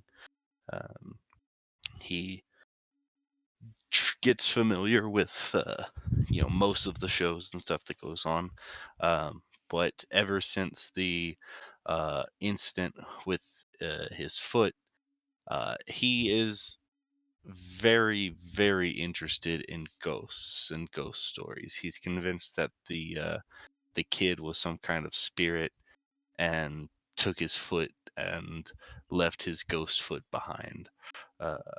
And so he, gets very into, trying to learn everything he can about spirits and that kind of thing. He keeps his foot like wrapped with cloth, kind of like the Invisible Man kind of thing. That way it doesn't freak people out, or kids and that kind of thing. He has a big old soft spot for lost kids, and spends a lot of time, you know, taking care of kids who are missing their parents, and sets up a little puppet show of his own. It's more of a story time kind of thing, but visual aids are always helpful. But yeah. You get to know Durlagron fairly well in this endeavor, since it is normally his job to watch the lost and found, and especially lost children. He always, you can tell he always sort of blames himself a little bit for letting you sneak off into the carnival while he was distracted with Star, his cub. Um, it is a few years into your time with the carnival, when you turn about 14 or so, when Mr. Witch and Mr. Light come and formally hire you on as a Witchlight hand. You have been on you have been on this world, a very strange world, full of um, strange machines that move around, not too dissimilar to your friend Banner, and weird trains, and this world of Eberron. When um, in your sort of general duties, you meet your friend uh, Larue. Is that how that's pronounced? Yeah. Okay. And the stories of Eberron that this spirit tells you are beyond fascinating. The many great wars that have taken place, the creation of the Warforged, the the the freeing of uh, various monster races, including the Gnolls, the um, from the influence of Baphomet, the Lord of Beasts. Um, this is just a never-ending font of stories and tales and all kinds of things, which um, this this spirit has longed to be able to tell. And so the receptiveness that Arlen has for these stories uh, sort of binds you to very well.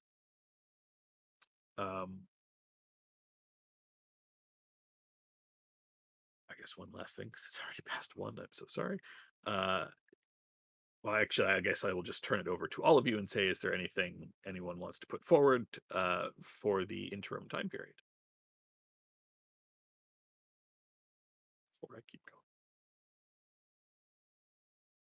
going? Yep. Okay.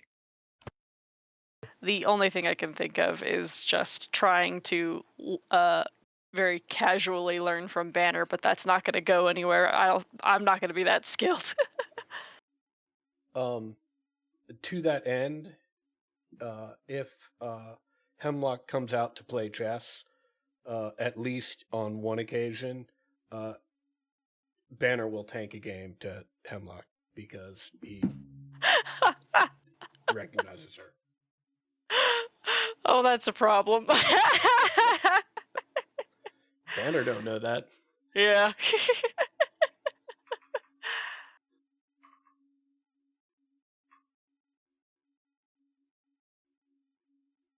righty. Let me kick Craig out of here.